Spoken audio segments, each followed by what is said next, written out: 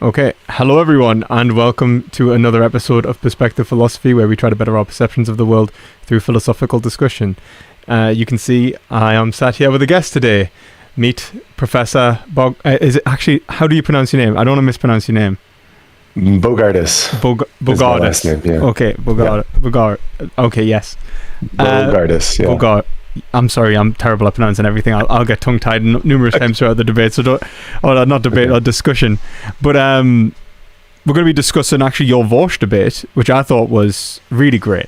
Actually, that's how I ended up reaching out to you, because I ended up seeing the Vaush debate, and I thought that was a really brilliant performance. Actually, I thought it was very academic, and that's really nice to see on YouTube. So, would you like to introduce yourself and maybe give us a rundown of who you are, what you research, and the like? Sure. Well, I guess I don't know how far back to go. But I originally studied biology as an undergraduate at UC San Diego. And then I discovered philosophy while I was an undergraduate. And then I had to decide, do I want to try to double major? Or should I just finish the biology degree and go do some philosophy somewhere? And a friend of mine told me there was a master's program, that didn't require an undergraduate degree in philosophy. And I said, that sounds perfect. I'll go do that and get this out of my system, get all my answers to all my philosophical questions in a quick 2 years, and then go do the responsible thing and go to medical school or get a PhD in biology. But then I didn't get all my questions answered in those 2 years. I just had more questions after that. So I applied to some PhD programs. Go ahead. I was just saying, call me surprised, Yeah. Right. And so what started out as like a fling with philosophy turned into a lifelong commitment, I guess. I applied to some PhD programs and got into the University of Texas, which was a pretty good one. Still is. And so I decided to go do that. But again, I always felt like a tourist, or I was just visiting philosophy. I guess I still kind of feel that way, to be honest. But I've been here for a while now. And I wrote my dissertation in the philosophy of mind, sort of on the border of epistemology and the philosophy of mind. And I guess I originally started in that area, philosophy of mind and epistemology. But the University of Texas is pretty strong in philosophy of language, and you can't really escape that if you go there. So I guess I did get a little bit of training in philosophy of language. And then I just picked up the gender stuff, I think around 2016 or 2017, mostly just because I was curious about it.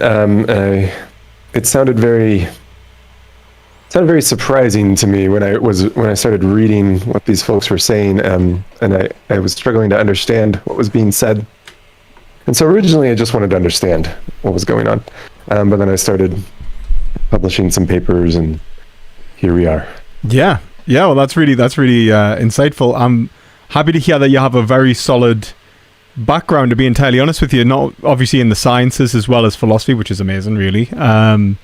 But mainly in the fact that you've studied philosophy purely rather than just went into gender philosophy, which is, I think, more common these days, isn't it? Like, you get more people that are sort of going to PhD programs, but they mightn't have such a solid background in things like the philosophy of mind or philosophy of language or epistemology, which is, I think, obviously invaluable to any field of research. So that's really nice to hear, that, to be entirely honest. Yeah, I think that's the right approach, to get like a solid training in like the core areas of philosophy.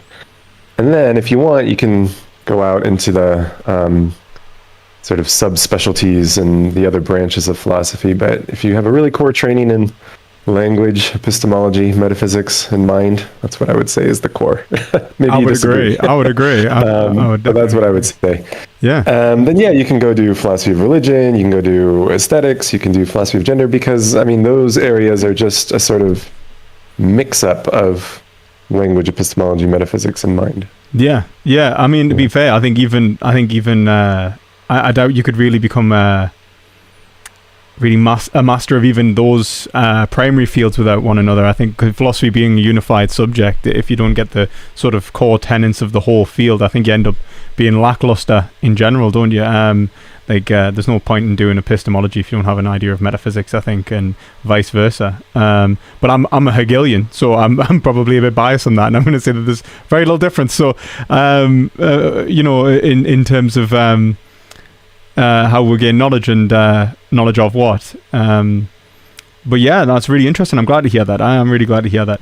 And I think that it really came through in your Vaush debate, which I thought was really spectacular. I thought your opening PowerPoint really sort of lay the foundation really well. It's really a bit of a philosophy conference.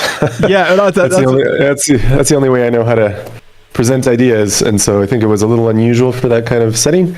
But we had agreed ahead of time to have longer opening statements, so I think a lot of viewers were surprised that the opening statement was so long. But I think I did go over we agreed on up to 15 minutes, and I think I went a little over 15 minutes, so that was my bad. No, I think it was really good. I think it was honestly, yeah. I think what I liked about it really is the thoroughness of the covering really all of the positions I've really came across. Even ahead of time, I kept stopping it and going, oh, but let's see, he's not going to say that, and then it sort of just got wider. I didn't even, there just seemed to be another box added on each time. I was really impressed. I thought, but I think he did show that he was committing himself to multiple positions, which I'm going to put my cards on the table. I think the man's a sophist in the first place, so I think he's doing exactly that. I think depending on the conversation, he adopts a position in order to sort of gain some sort of rhetorical advantage. And unfortunately, I think that's common online. Yeah. Well, I was grateful that he agreed to it, and I think that he was very civil and professional. So I'm glad that I'm glad we were able to do it, and I think it went as well as I could hope. And what might be happening, I guess he has endorsed a lot of views over the course of his body of work. What might be happening is it's an intentional sort of shifting, but something else that might be happening, maybe you've encountered this when you teach students, people come into philosophy with just a confused set of views. They believe in consistent things. True. And so, on some topics they'll voice a kind of realism, on other topics they'll be very skeptical, and you realize this isn't really consistent. But I think that's pretty normal and natural for humans to just bring in a very confused set of beliefs into philosophy. So that might be what's happening. I think you deal with people in a normal civilized sort of institutional format. Unfortunately, the online world is I think the exact opposite of that. I think, to be entirely honest, I think everyone thinks that. Everyone thinks they're right in general. I think obviously in some respects, or at least to some degree. But I think I don't know. I think there's a lot of ego involved. I think online, because you are a face of a brand, and all of that sorts come into it. But yeah, you're right. I guess I'm not going to bring up my relationship with the man, so we'll leave it there. But I've seen him deny truth itself. So he consistently denies truth. So I think he said all of history and all of thought is power play. So he takes a kind of sort of postmodern position in general, which I think leads to a confused state, which I think maybe why maybe it's a mixture of both in that respect. It kind of leads itself on to this sort of aesthetic power play. I think that often occurs. Well, that's the sense I got too, and so that's actually a reason to think that underneath these different views that he's expressed, there is a unified sort of view of the world. And I thought maybe we could talk about that, because I've gathered that you and I have different sorts of backgrounds in philosophy. As you said, you're a Hegelian. Yeah. I'm an analytic philosopher. Hope that's okay. No. And I do mostly contemporary stuff. But the sense I got was that sort of view he's expressing would, I think, aptly be called postmodernism. It reminds me a lot of the post-structuralist stuff I've read, especially a Derrida sort of view. And when I teach that view to students, I use a lot of the same examples he used. I use the color spectrum. I use like boundaries, state boundaries, political boundaries. We talk about the continents, like everybody, well, not everybody learned that there are 7 continents. It actually depends on which part of the world you were raised in. But a lot of people learn there's 7 continents. But then when you look at the map, you realize like, a lot of these lines we've drawn, especially like between Europe and Asia, are, as I think Vaush would say, arbitrary. They seem like it was just a choice that we made. And we're not really carving nature at any joints there. It's not like a natural kind that screams out to us when we look at the globe. So we drew some boundaries. So I think that's the view, and I guess the idea is all of our conceptual schemes, like all the concepts that we're using, are superimposed on reality. Reality itself doesn't answer to any of these categories, doesn't answer to any of these concepts. Reality itself is sort of silent and indescribable, and as soon as you start describing it with words or with concepts, you are bringing that to reality. You're not finding it there. And so that's why I thought, like when we were talking about whether water is H2O, and I tried to get them to like set aside the words, and just think about the stuff, there was a struggle there. Because on this view, like I'm asking him to go outside of language, but my understanding is on this view, there's nothing outside language. So I thought that's what was going on. Yeah, I agree. It leads to phenomenalism. No, I actually completely agree. I think that was very nicely put, to be entirely honest with you. I think that's where you end up, which is why I think he often leads to nihilism, which I think you rightly predicted. Like sometimes he says, like not nihilism, but abolition, gender abolitionism. And so he's arguing that he's arguing for a transitory position on gender, that it's the acceptance of all gender until gender is finally unmade. And I think that again, I think leads, links nicely with the characterization of the position, which I think is to essentially say, well, there's nothing actually, it's the desert of the real, if you will. there's nothing underneath this sort of phenomenalism, which is, I think this is, I'd say that's about right. I think the problem is that obviously if you adopt that position, then I think you rightly pointed out all trans women cannot be women even in that situation. And I think you did show that he has to make commitments to one or the other, and I think was really great for his audience, showing that look, you are always going to be committing yourself to one position or another, and you're always going to be confined to the limits of your own valid arguments, or you could just fall into absurdity, but in which case there's no reason to say that anything is necessarily anything anyway. So I think you did a really good job there. I guess it's like, I think that might be the way forward with people who hold this sort of view. So the view again is like reality itself can't be described. It has no boundaries or borders or categories. We bring those things to reality. And we can change them if we want, just like we could change the rules of football, or we could change the laws of Texas or whatever. These are all things that are they just exist by convention, and we could change the conventions if we want. So if there were a convention according to which there's only 2 genders, hey, we could change that if we want. These are all it's conventional. I think that would probably be a better word. He says arbitrary a lot, but maybe conventional is the way to go. These things exist by convention. I think the question is... And then, if you ask him to like peel back the conventions, peel back the categories, and just ask what's reality really like, as you said, there's nothing there. And so that's why I think he says things like all categories are socially constructed, and ultimately we want to get rid of these gender categories. But I guess what I was trying to say was maybe a way forward with people who hold this view is we don't have to settle whether we have any sort of contact with a mind-independent world. Let's just think about these categories that you want to construct, these new categories that you're proposing. Let's suppose it all just is true by convention. What new conventions are you proposing?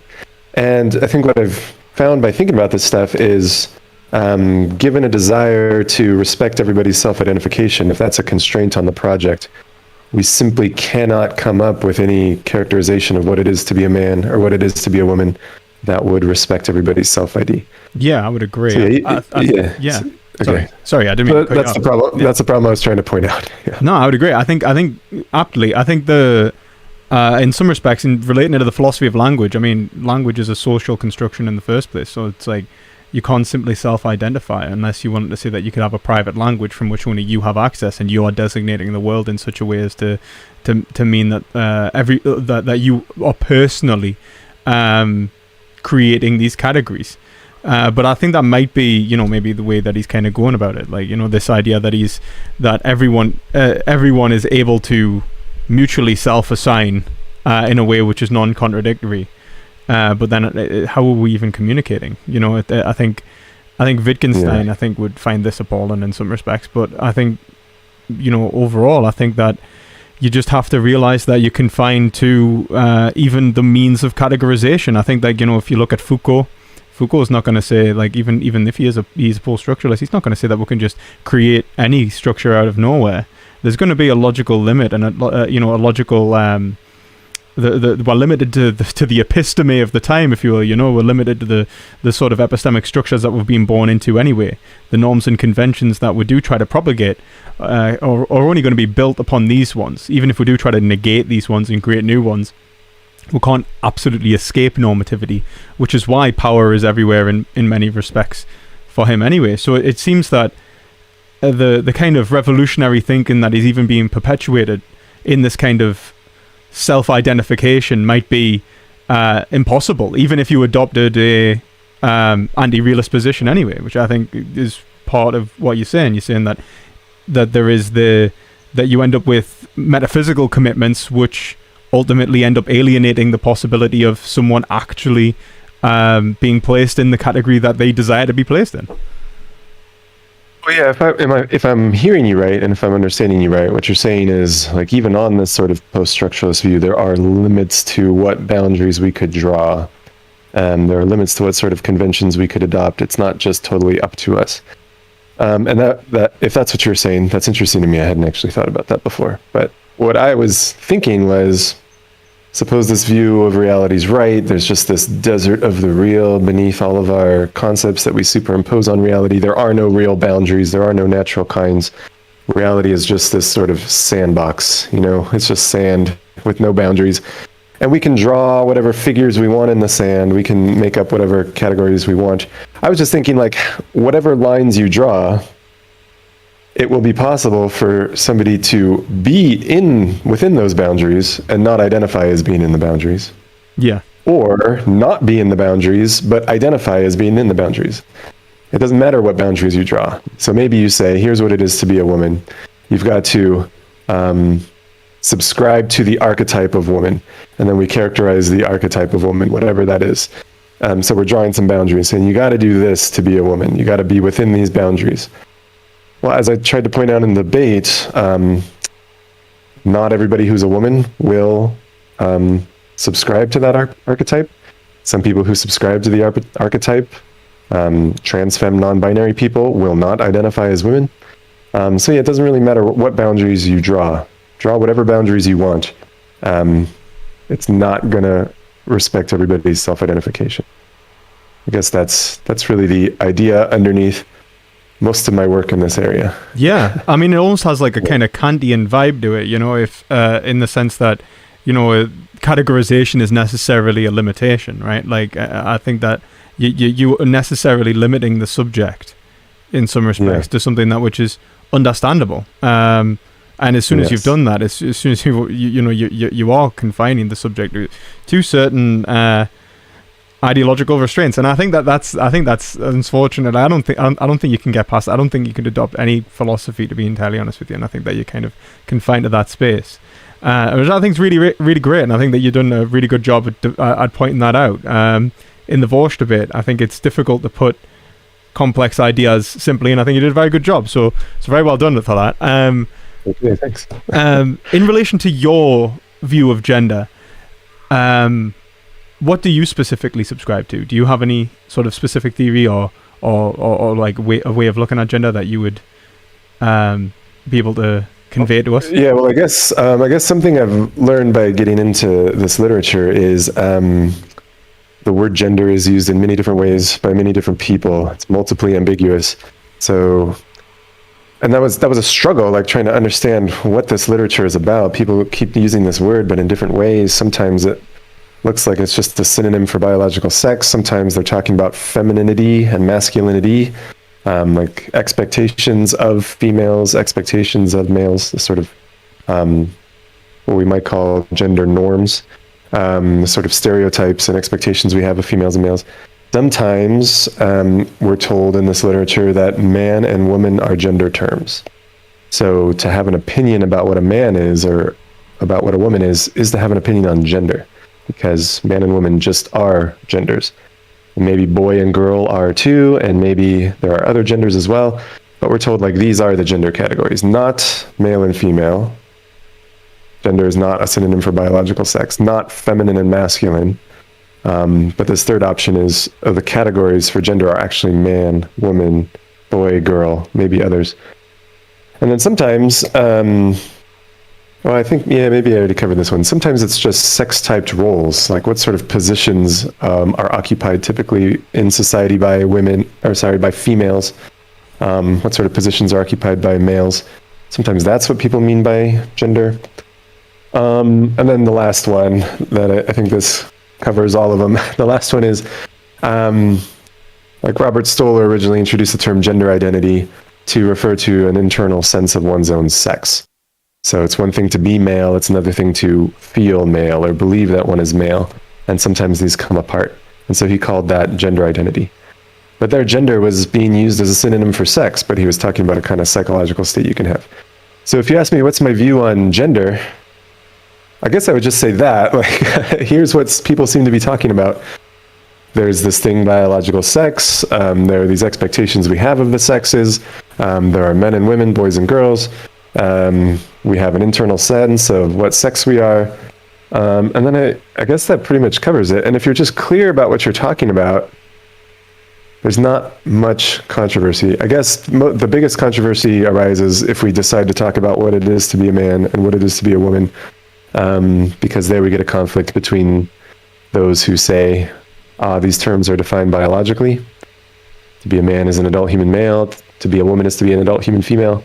And others who say either that was never true or that was true, but let's change it. Those are two different kinds of opponents to the dictionary definition. And I think that you've got to make the argument. I think one of the biggest things I see in terms of this, the production of new genders, is this desire to produce new genders and just fully adopt that we are producing new genders. Like just bite the bullet. Yeah, I'm trying to make new genders. But then no real justification as to why we should want more genders anyway. So like one of the things, unfortunately, I've dealt with online is I don't know if you've came across it. Have you ever heard of neo-genders or anything like that, or neo-pronouns and stuff like that? Yes. Yeah. For example, all due respect to the person I spoke to someone who categorized themselves as a Pokemon. There was one person that I reviewed a discussion that they did who described themselves as a demon doll. And you know, so like these neo-genders, I mean, like it's so long as it's you know, as long as you can imagine it, it could probably be one. From what I've engaged with, what would you say about that? Like, how would you engage with something like that? Well, I think when people say that, like there are uncountably many genders, or there's in theory no limit to the number of genders there could be, I think they must be thinking of gender as something like a mode of presentation. They're thinking of gender in like the femininity, masculinity sense. So if you sort of abide by the expectations we have of females, then you're feminine. You know, you'll wear certain kinds of clothing and you'll comport yourself in certain ways and talk certain ways. If you abide by the expectations we have of males, then you're masculine. And then the thought is, well, maybe there are other ways of being, other ways of presenting, other ways of dressing and talking and styling oneself. And then the thought is, well, these are genders, just like femininity and masculinity. But I guess one confusion I have is, like, when you actually think, what does it mean to be feminine and what does it mean to be masculine? these terms are defined in terms of biological sex. And that actually happened in the Vaush debate. When I asked him, what does it mean to be a woman? He told me about a set of expectations, aesthetics, I forget what word values, he used words like this, associated with women. And then I asked, well, what do you mean by women there? And he said, biological females. And I think that is right. That's how you define femininity. Like, these are the expectations, aesthetics, values associated with females. Masculinity is the expectations, aesthetics, values associated with males. Okay, now, if that's what the genders are, femininity and masculinity, and they're defined in terms of sex, then the only way we're going to get more genders is if there are more sexes. Does that make sense? Yeah. Otherwise, these aren't genders anymore. They're just styles. It's like, it's fashion styles. Yeah. If it's not tied to sex anymore. So then I'm just confused. So like, what is a gender then? If it's not, I think the only defined in terms of the sexes, what is it? And why are these neo-genders genders? The only response I can think of from this sort of position really is to argue that there is that the construct itself is that it is a shifting sociological construct, that it is tied to sex, but that sex itself is a construct from which gender has become detached from. And I think that's the way that they usually argue, isn't it? It's like, yeah, it's a historical hangover almost, in which has being perpetuated. Like, I've seen some of them bite the bullet and say, yeah, being a gay has a gender, so it is strange. I think that you're right in the sense that there is, well, I would say that there is a social aspect to it in relation to the lived experiences of humans. At least from a historical point of view, you have to point towards the ways, the different expectations for the sexes and values and aesthetics associated with the various sexes, with the two sexes.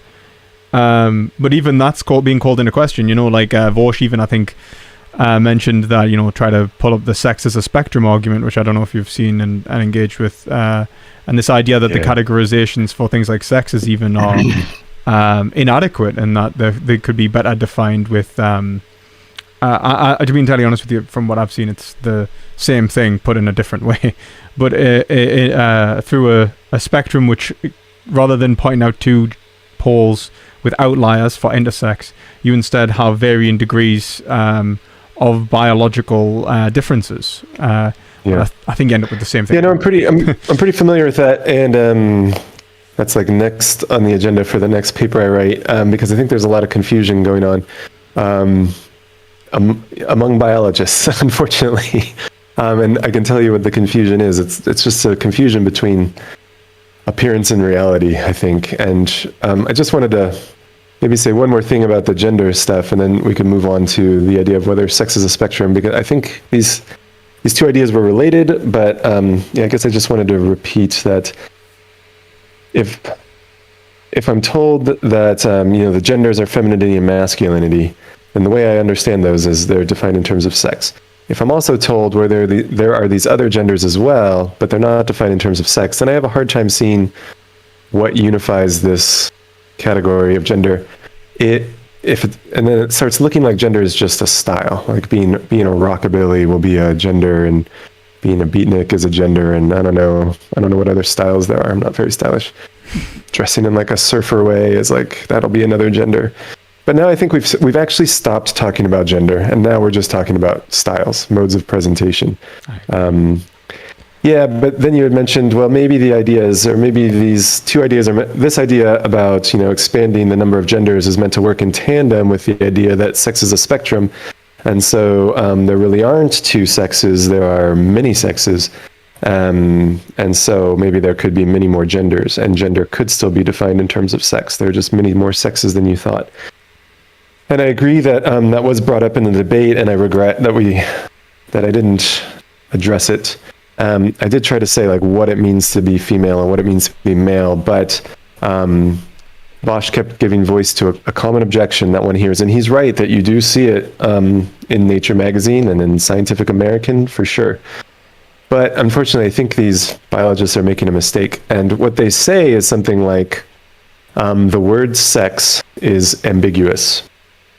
It could mean there are different senses of sex. You could be talking about hormonal sex, in which case you're talking about hormone levels. And that's a spectrum. We could arrange like what levels of hormones you have. There are many, many values for your hormone levels. There aren't just two. Or maybe you're talking about phenotypic sex, the sort of like secondary sex characteristics you have. Body hair and breast size and so on, musculature. And here too, like there are many, many values for these characteristics. There aren't just two. Or maybe you're talking about chromosomal sex, they'd say. And here there's more than two values. Some people are XX, some people are XY, but there are other sort of chromosomal arrangements that people have. So here too, there's not just two sexes. Okay, and then they will admit that there is like another sense, gametic sex, in terms of the kind of gametes that one is disposed to produce. But they'll say that's just one sense of many. There's no like one sense of the word sex. And most of these, set aside the gametic conception, most of these can be placed on a spectrum. There's not just two values. Okay, so I think that's what Vaush was saying. And let's see, the reason that's relevant is it's supposed to be relevant to the debate in this way. If somebody says, well, you know, what's wrong with the dictionary definition? Woman is adult human female, man is adult human male. Then what's happening here is people are trying to make the concept of female and male as complicated as possible. And they're like, What do you even mean? What do you even mean by female? What do you even mean by male? And they're definitely, the idea seems to be there definitely aren't just two options. Okay, so I think the confusion is just this. They're confusing sex with markers of sex. They're confusing sex with the way sex typically appears in humans even, like not even in other species, just in humans. And that's what these things used to be called. John Money called these variables of sex, things like secondary sex characteristics, hormones, gametes, chromosomes. These were variables of sex, according to John Money and others. More recently, they've been called markers of sex. I think that's probably a better term, markers of sex. And what they mean is like, well, these are things that are correlated with being male or being female. Like having XY chromosomes is correlated with being male. Having certain kinds of skeletal structures and musculature is correlated with being male. These are the ways males typically appear, but not always. Okay, but the point is just these markers of sex are the ways in which the sexes typically appear in humans. But I hope we can agree there's a difference between appearance and reality. The sexes are the things that are appearing in this way. The sexes are not the appearances. Just like gold has a typical kind of appearance. Lustrous, yellow, malleable, inert. But we know that, you know, some things can appear to be gold that aren't gold, and gold might fail to appear to be gold. It's one thing to be gold, it's another thing to appear to be gold. There's a difference between appearance and reality. And I think you can see that when you ask, like, what is chromosomal sex? If you ask somebody who has this view, what is chromosomal sex? They'll say, well, to be chromosomally male is to have XY chromosomes. To be chromosomally female is to have XX chromosomes. I hope I didn't mix that up. But notice they use the word male in their explanation. They said chromosomally male is to be XY. And if you ask, well, why did you choose XY? The answer is obvious. Well, that's the way human males typically are. Okay, but what did the word you mean there? When you said human males typically are XY, what did the word mean there? That's the true sense of sex. That's the fundamental sense of sex. Same thing happens with hormonally male and hormonally female. They'll say like, to be hormonally male is to have high levels of testosterone, low levels of estrogen. Flip that for hormonally female. And if you ask, well, why did you choose those values? Again, the answer is, well, high levels of testosterone, low levels of estrogen. That's the way males typically are. Yeah. What did it mean there? Yeah. And the answer is, I'll stop talking in a second. No, I know I've talked for a while. But the answer is, if you want to know what it means to be male or what it means to be female, I think it's a mistake to confine yourself to humans. Because we know there are males and females in other species. And there have been males and females for a very long time. Sexual reproduction is a very old strategy in the plant kingdom, in the animal kingdom. And males across these kingdoms have very little in common. They don't have much in common when it comes to hormones. They don't have much in common when it comes to chromosomes. In fact, I'll say nothing. They have nothing in common when it comes to chromosomes and hormones. Nothing in common when it comes to secondary sex characteristics. There are very, very simple organisms that reproduce sexually. The only thing that they have in common with us, in this regard, I guess they're made out of matter and whatnot, but the only thing they have in common when it comes to reproduction is what kind of gametes they produce, what kind of sex cells they produce. Yeah. Some of them produce sperm, I should say. Some of them have a natural disposition to produce sperm. Some of them have a natural disposition to produce eggs. Sometimes this disposition is interrupted by age or injury or disease, but nevertheless, I think can have a disposition even if the disposition is never realized. Just like a glass can be disposed to break even if it never does. But that's what sex is. So I wish we had time to talk about that. Yeah, I mean, I completely agree, to be entirely honest with you. I mean, that sounds very Aristotelian, if I'm honest. It seems like you kind of put forward the idea of a function within nature in some respects, which is the idea of there is this the idea of to understand something like sex is really to really understand the process of sexual reproduction, which is in relation to the way in which organisms develop. For example, how do you explain puberty without sexual reproduction, right? How do you understand, let's say, and these typically say something like, a boy will go through certain changes, they might develop more body hair, they might, become broader and stuff like that, their voice will drop and stuff like that. The relationship between these hormonal changes is often due to, because they're being essentially the development towards sexual reproduction. So you kind of end up with this idea of humanity having this capacity to reproduce is necessary to understand humanity, and that doesn't mean that people who can't reproduce aren't human or aren't of a particular sex. It just means that it might have been interrupted, or it might, for whatever reason, it simply hasn't actualized within that individual, but that they have otherwise have the capacities or have developed the indicators to attempt to create those specific gametes, which I think that makes sense. Would you say that it was an Aristotelian approach that you're going for? Yeah, I hear what you're saying, and I mean, a lot of Aristotle's views about science have been disproven. Oh yeah. But his thought that in biology and among animals and plants, there's a sort of directedness or orderedness to living things. That's sort of like Aristotle's last stand. That's still okay. Biologists still speak that way. That sort of function talk is just all over the place in biology. They love talking about structure and function. They love talking about what organs do. The heart pumps blood, kidneys filter waste. The spine supports the body. They use that sort of language, and what they're talking about is function. And you can also see that, in the biological world and in medicine, when we speak of health and disease, these are also sort of teleological notions. Like health is the idea that there's some way that humans are sort of meant to be, the sort of optimal way to be, something that our bodies are trying to do or trying to accomplish. And disease is when something's interfering with that. Something's preventing us from being healthy. Yeah. Something's knocking us off track. But yeah, the idea that there's like a track and that the body's trying to accomplish something. Aristotle would be pretty pleased with that. Although I'll just say, you don't have to be a theist or a supernaturalist to accept this idea. There are naturalistic attempts to explain function talk.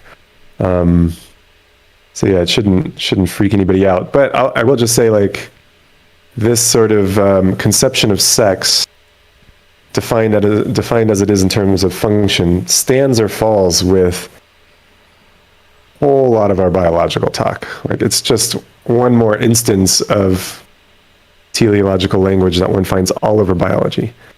So if for some reason you want to reject this conception of biological sex because it sounds too Aristotelian, a whole lot of biology is going with it. Does that make sense? Yeah. It's on pretty firm ground. You're going to have to rethink like all of biology. I think, to be entirely honest, I don't know if it's even possible, to be honest. I'm biased because I'm very much in favor of Aristotle philosophically, like metaphysically being a Hegelian. He's basically, an Aristotelian post-Kant. So like that I'm very much biased in this, that I'm going to say that I think that this is how it works. Okay. So that's interesting you say that. Let me pick your brain for a second, because I just know a little bit about Hegel. All Sorry, right, that's embarrassing. Okay. But now that you mentioned that he's like an Aristotelian post-Kant, I'm like, oh yeah, that makes sense, because we've got this like absolute spirit like unfolding, like history has a direction. Is that why you say it's Aristotelian? I mean, it's everywhere. I mean, he actually, he cites Aristotle as being amazing, like numerous times. He actually adopts the three notions of the soul from Aristotle. He puts a teleological account into logic itself. Logic being so he talks about what's called the notion, or the concept you'll hear him talk about, which is, since he's an absolute idealist, he thinks that there's the objectivity of reality is the idea being like the divine idea of God, really. And it's very much the ground, if you will, or the what he describes as the necessary. The necessary is includes activity. So he has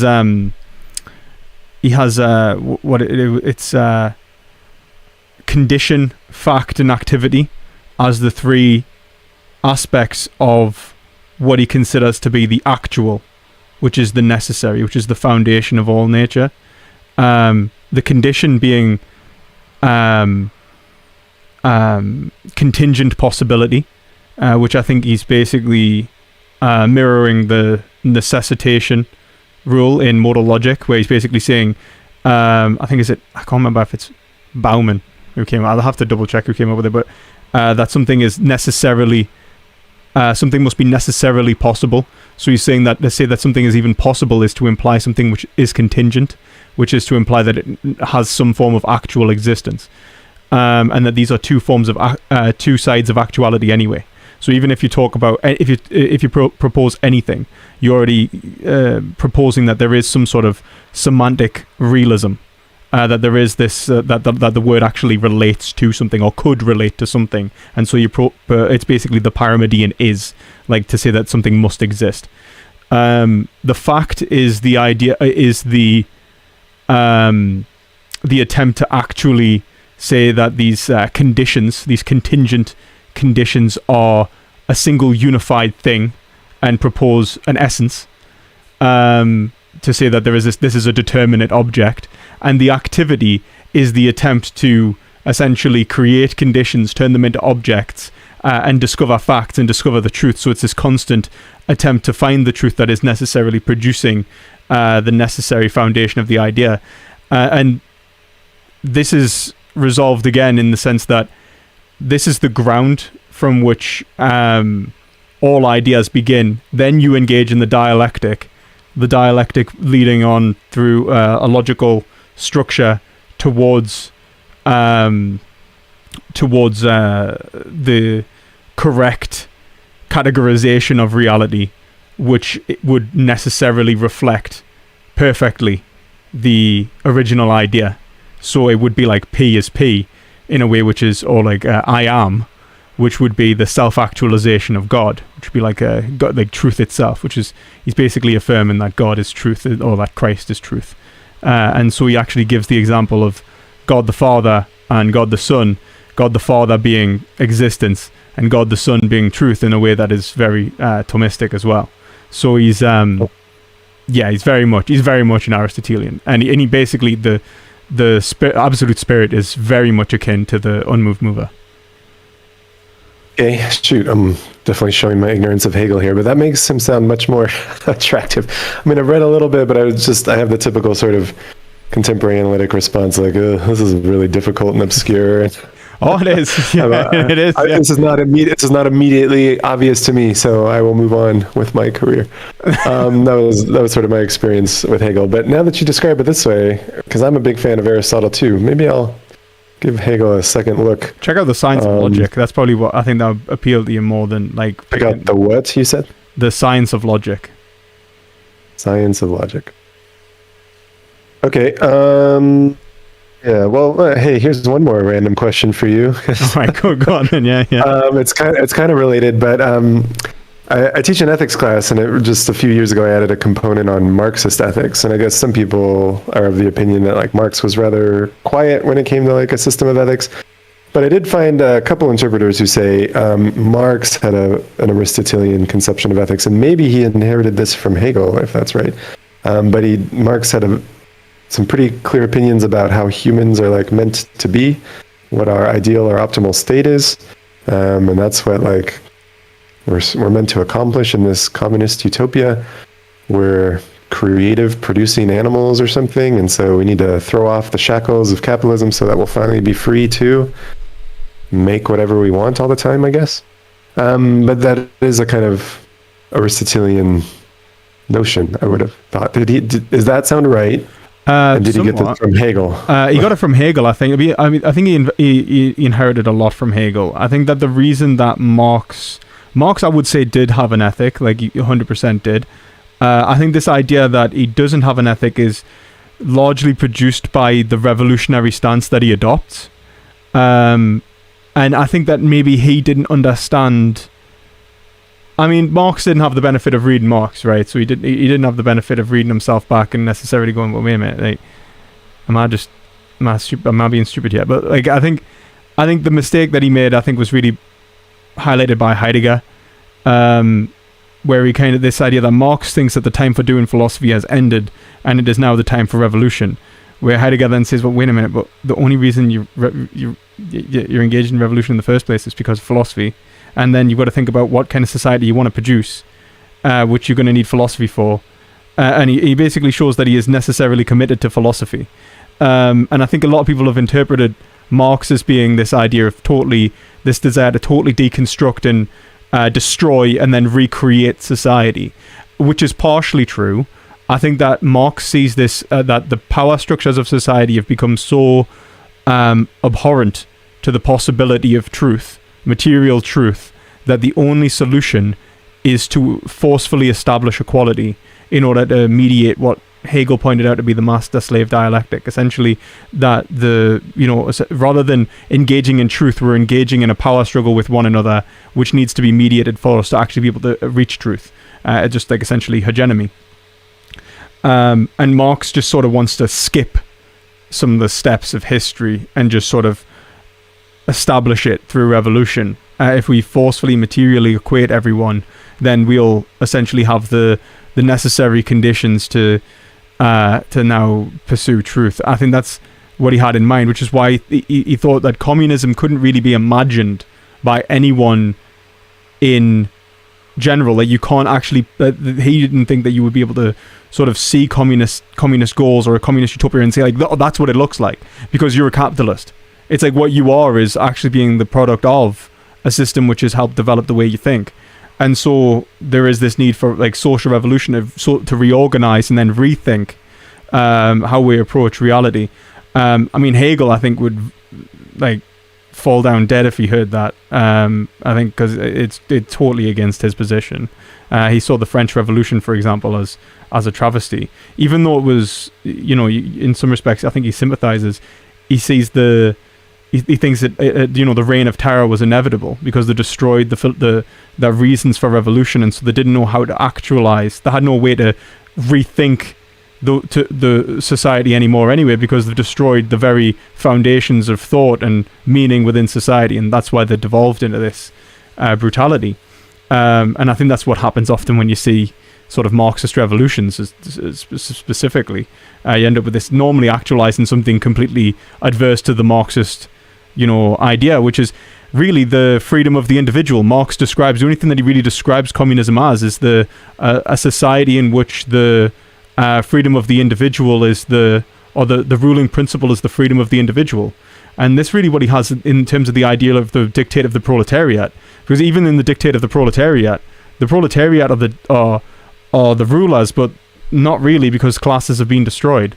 So like there are no rulers. It's a very anarcho conception of how we'll come to truth and how we'll develop our social structures, which he thinks is basically antithetical to what we have now. So I think that there is this sort of Aristotelian notion in the sense that there is this becoming, developed from Hegel, this becoming, and that man is in a state of becoming in history, and that we are trying to actualize the truth of what we are. I think Hegel would say that was Jesus, and I think Marx definitely wouldn't. But Marx is basically, I think, a little bit pessimistic and thinks that there's no real way no way to undermine or modify there's no reform wouldn't be enough. Essentially, you need revolution. But I don't think that he gives adequate reasons why. I don't think he would be able to respond to a Hegelian critique. But yeah, I would say that there is an Aristotelian component in there, except you just don't know what you are yet. So the idea of being able to point towards some sort of perfect function, it's more about revolt. Like, we need to have a revolution so that we can get back to Aristotle almost, and we can now start talking about what our essential nature is, in which case. And, I think you're completely right to pick up on that, in the sense that, you see that a lot of, I'll just say this and that, I'll be done with it, a lot of Marxist Leninists, people who've essentially adopted the tradition and went, even in a way I think Marx would hate as well, have really relate to transhumanism. This idea, like Trotsky and Lenin, really kind of, you can see sprinkles of this idea of technologically overcoming the human condition and establishing a notion of a natural man which is superior to what is even materially concrete, which is very strange. But I think it shows that this idea of the material being dialectically constructed places them at in a sort of, the material itself as being necessarily the under the control of man. And so in man's attempt to actualize himself, he might necessarily have to destroy this material concrete existence and remake it in the image of communism itself, which is I think present in a lot of these thinkers. So yeah, I think there's an Aristotelian component. Yeah, I hadn't made that connection before.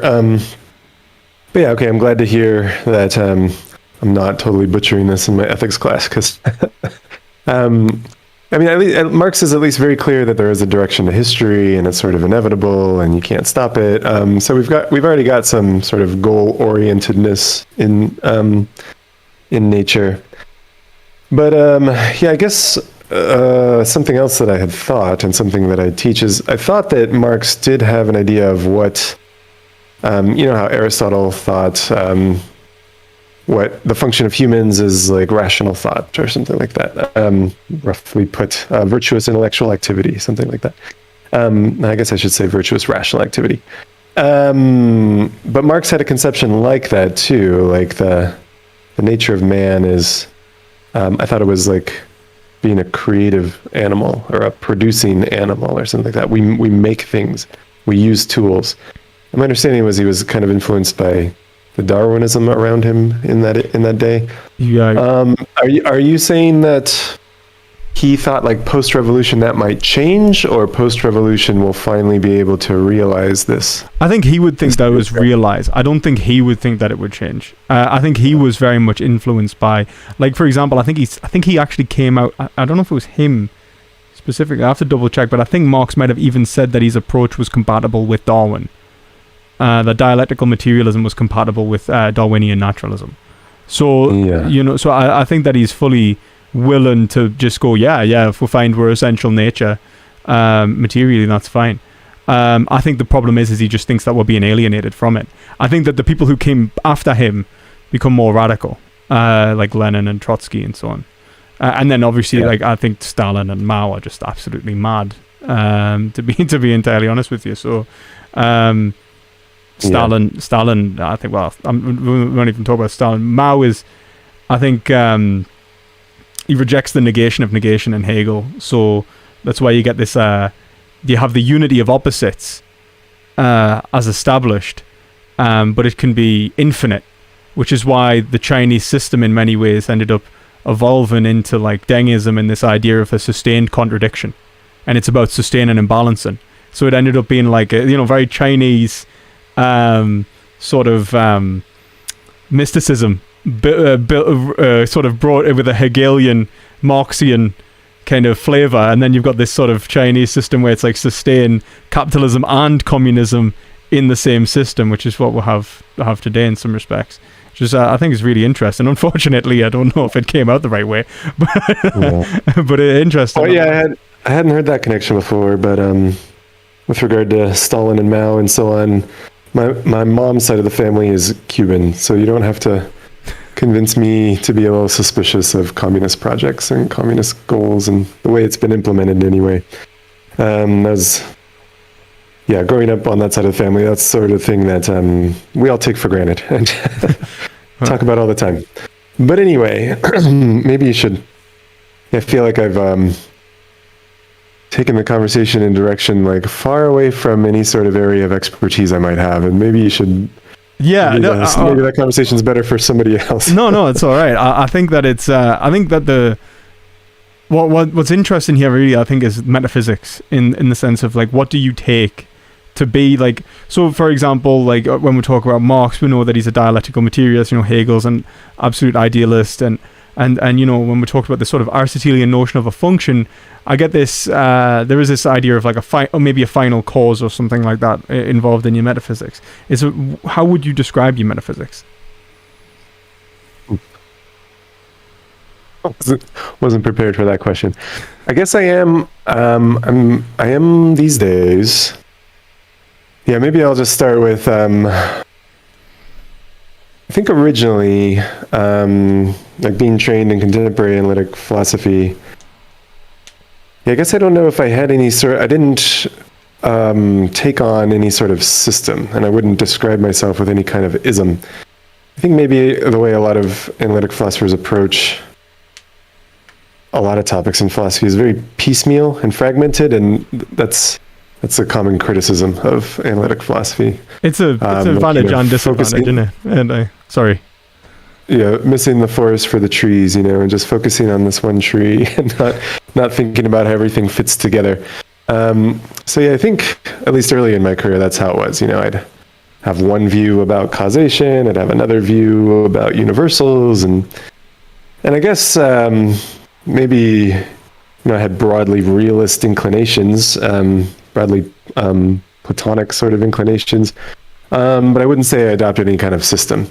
But I guess these days I am charmed by like Aristotle's metaphysics insofar as I understand it. And although, a lot of his views about what the elements were and how the solar system was structured weren't true, I do like the idea. I do like the sort of very general idea that there's this final cause at which all nature is aiming and everything's trying to become as much like the prime mover as their limited natures allow, and nature sort of suffused with teleology. I guess I am into that, but even these days I would say I'm not much of a systems builder. I'm not. Yeah, there are analytic philosophers who are systems builders, but I'm not. That's fair enough. For better or for worse, I guess. Maybe I'm confirming all your worst suspicions of analytic philosophy. No. I think it's fine. I guess it's just when we say, for example, if I was to ask you, what is a woman? What is a man? What is a male, a female? It seems like you're going to be a realist. I think, in some respects. I think you said you had realist inclinations and you had functional inclinations in that. Would you say that? I don't know if you've heard the distinction between like naive realism and like post-Kantian sort of realism. Would you adopt like a naive realist position? Do you think we'll have direct access to the world, or to the external world, like chairs and tables and whatnot? Yeah. No, I don't think we have. No, I wouldn't say we have direct access. If I understand what you mean. Yeah, I don't know. I guess there's many things you might mean by that. But maybe I would just say this. We can't be certain of anything that's going on in the external world. And so that suggests that we're relying on representations, impressions, ideas. I'm not into sense data, but there's something that's sort of mediating our contact with the external world, which allows for hallucination and illusion and so on, and error, the possibility of error when it comes to items out there in the external world. So if you would say that's not a kind of direct realism, then okay. Although I guess I would be willing to think that our experiences are representational. They do present the world as being a certain way. And it could be that some of the contents of these representational states that we have include external world items. But it wouldn't be doing this in a way that I could know for sure that the external items are really there. Yeah, sorry. You just. So yeah, I think you could have probably the short answer to your question was indirect realism. Indirect realism. Okay. Am I back now? No, you're back now. That's great. And okay. So yeah, so I guess like how do you respond to something like, I don't know, the problem of induction, I suppose? Yeah, I've heard you talk about that, and maybe you could tell me exactly what you mean. Do you really mean the problem of induction? Or I think I really mean the external world. I mean really Hume's fork is what I'm really kind of I'm really going for. The idea of the capacity to have knowledge of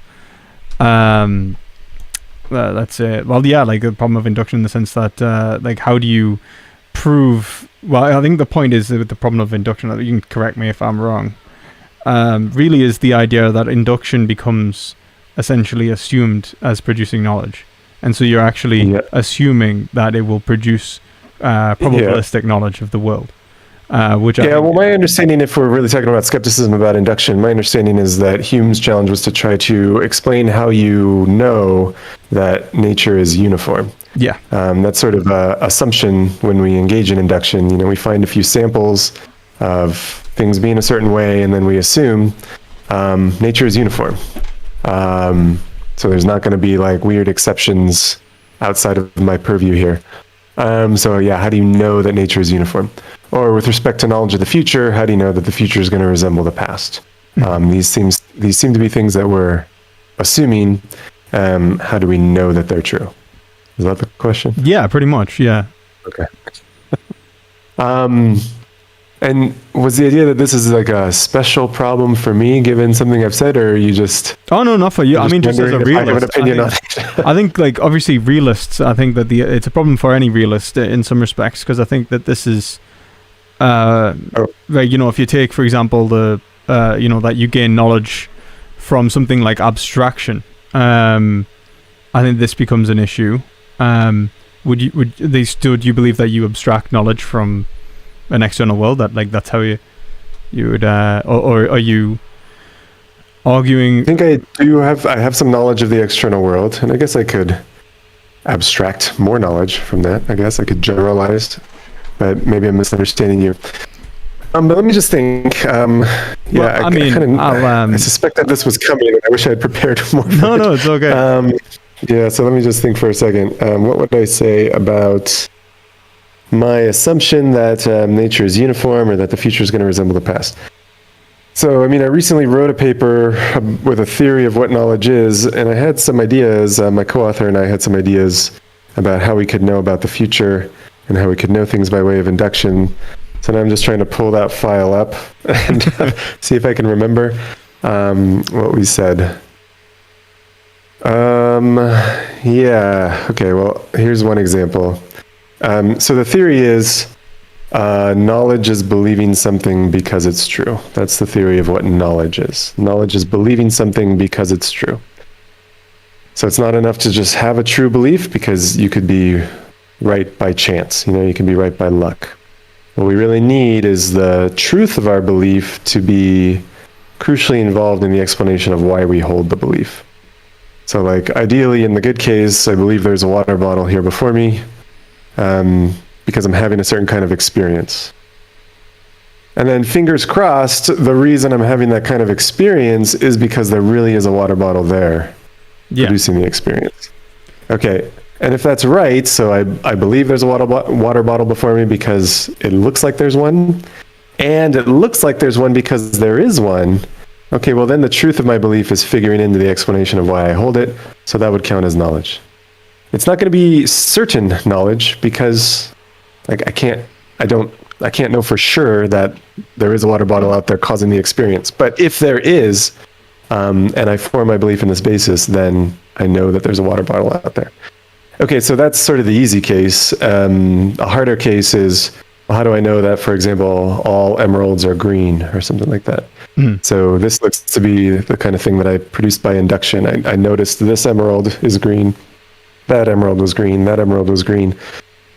And then I said, okay, I think all emeralds are green or something like that. I assumed that nature was uniform, and then I had a representative sample here.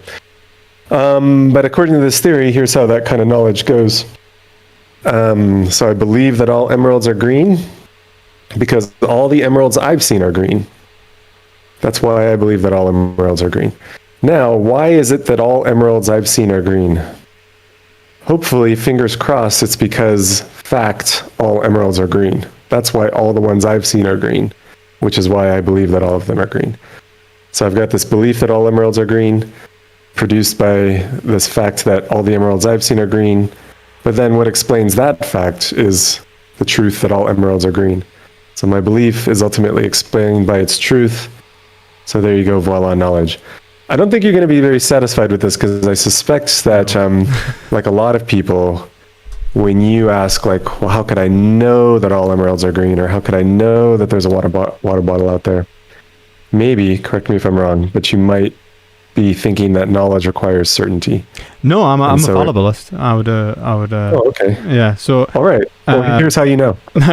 I guess my issue is like with that is like even when you say like this is a water bottle, I think you've like I would affirm Kant. You see, so like I think what Hume's really doing is not just saying that there's a problem with the uniformity of nature. I think that he's really, it's the analytic synthetic divide that I think is the real kind of like the problem of induction. I think is just a symptom of a greater problem that I think he's kind of outlining, which is the relations of our impressions to our ideas. So he's like, our sense experience is really just an impression which is made more, which he only really separates from memory and through through thought from being vivid.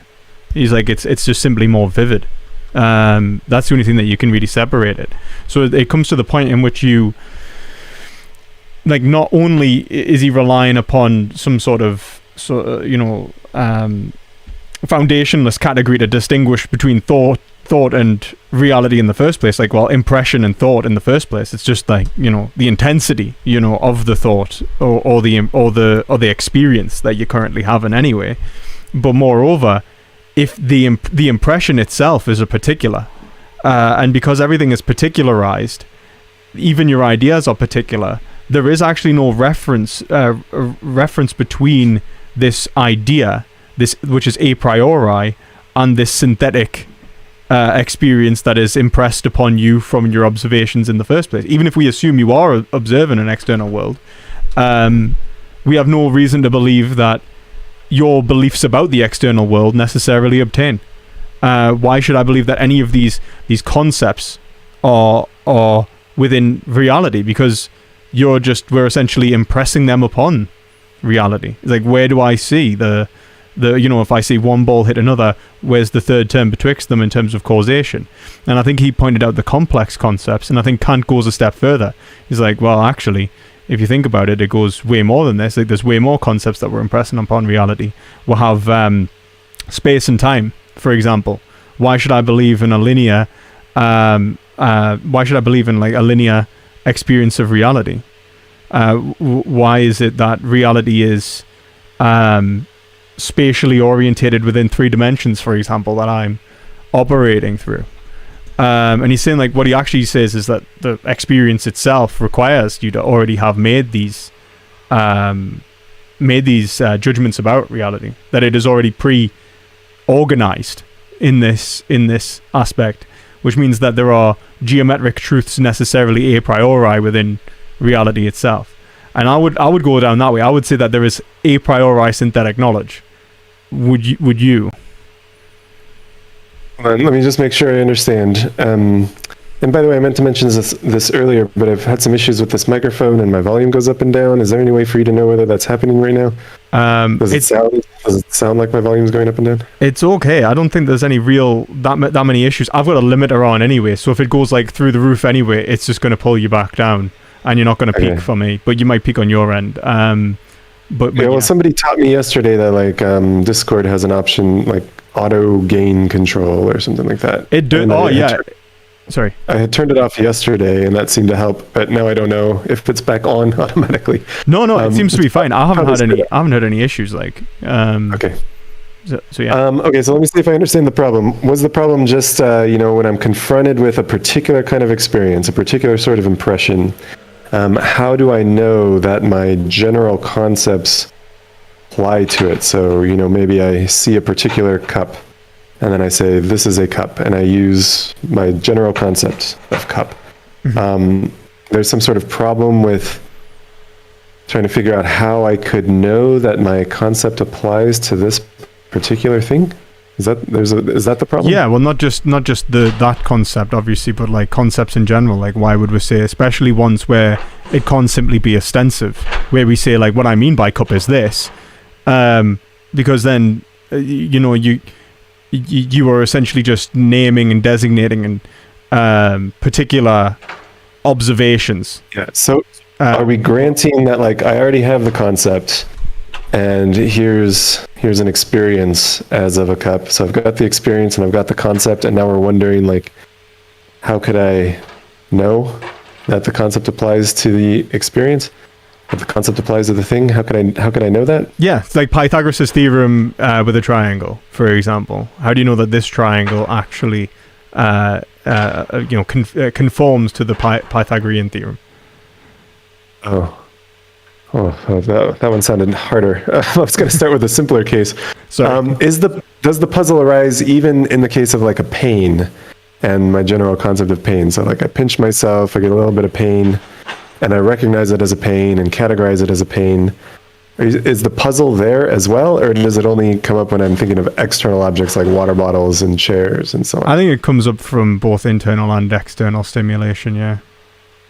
Okay, so then maybe you could help me see what the problem is. So I've got this pain and I'm experiencing, and it seems really obvious that it is a pain. I would agree. And that's the proper way to categorize it, and you're wondering, why would you think that's a pain? Or like, how do you know that's a pain? Yeah, I mean, it's what I think Hume's doing really is saying that why do we think that any of our ideas about, let's say you have the sensation which is negative, but then you have your thoughts and those relations of thoughts which are attached to the notion of pain. Those judgments are separate to the sensation. Why do you think that judgment relates to the sensation? Yeah. Well, I admit that there might be a puzzle, like, how do I know that I've been understanding the common word pain? And maybe I've been misunderstanding this whole time, or people have been messing with me. And really the concept I express with pain isn't the concept they express. But I take it we're setting that aside, and I really just have this concept. Maybe it's idiosyncratic, and it's not the one that everyone else is expressing with the word pain. They've all been messing with me my whole life. But I've got this concept of pain, and then here's the pain that I'm experiencing. And you're wondering, how could I know that they match? Yeah, I don't know if I have much to say about that besides it's as obvious as anything. Well, I think that's like it's as obvious as anything could be. Well, but if you're wondering, like, how does it work? Yeah, I guess. Well, I mean, like, obviously, how it works. Like, if you were to make this more complex, I think you start to see the issues, which is like, for example, Kant's trying to defend Newtonian physics and the Newtonian categories. For sure, I recognize that's going to be more difficult and obscure. But if you're telling me the problem is here, even in the simple case, because I don't see the problem yet. Kant wouldn't say that you would have the problem. Kant thinks that Hume has the problem. He turns it around. He's kind of doing the same thing, right? Because Kant basically says, well, no, because you have you've already categorized the experience.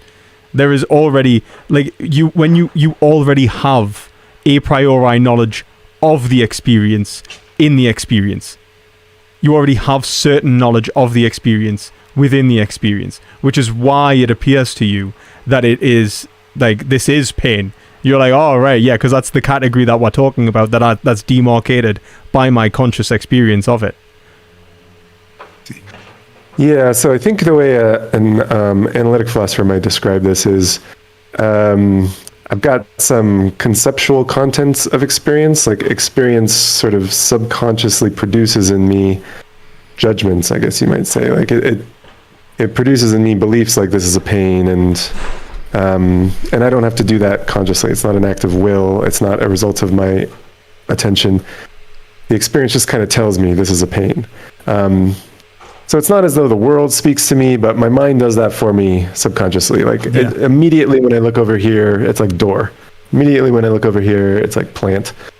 So it's not the world that's doing that. It's just this subconscious mechanism I have that produces these conceptual representations. But I think an analytic philosopher would also say, in addition to that conceptual content of my experience, there's also some non-conceptual content, and those are the like raw feels.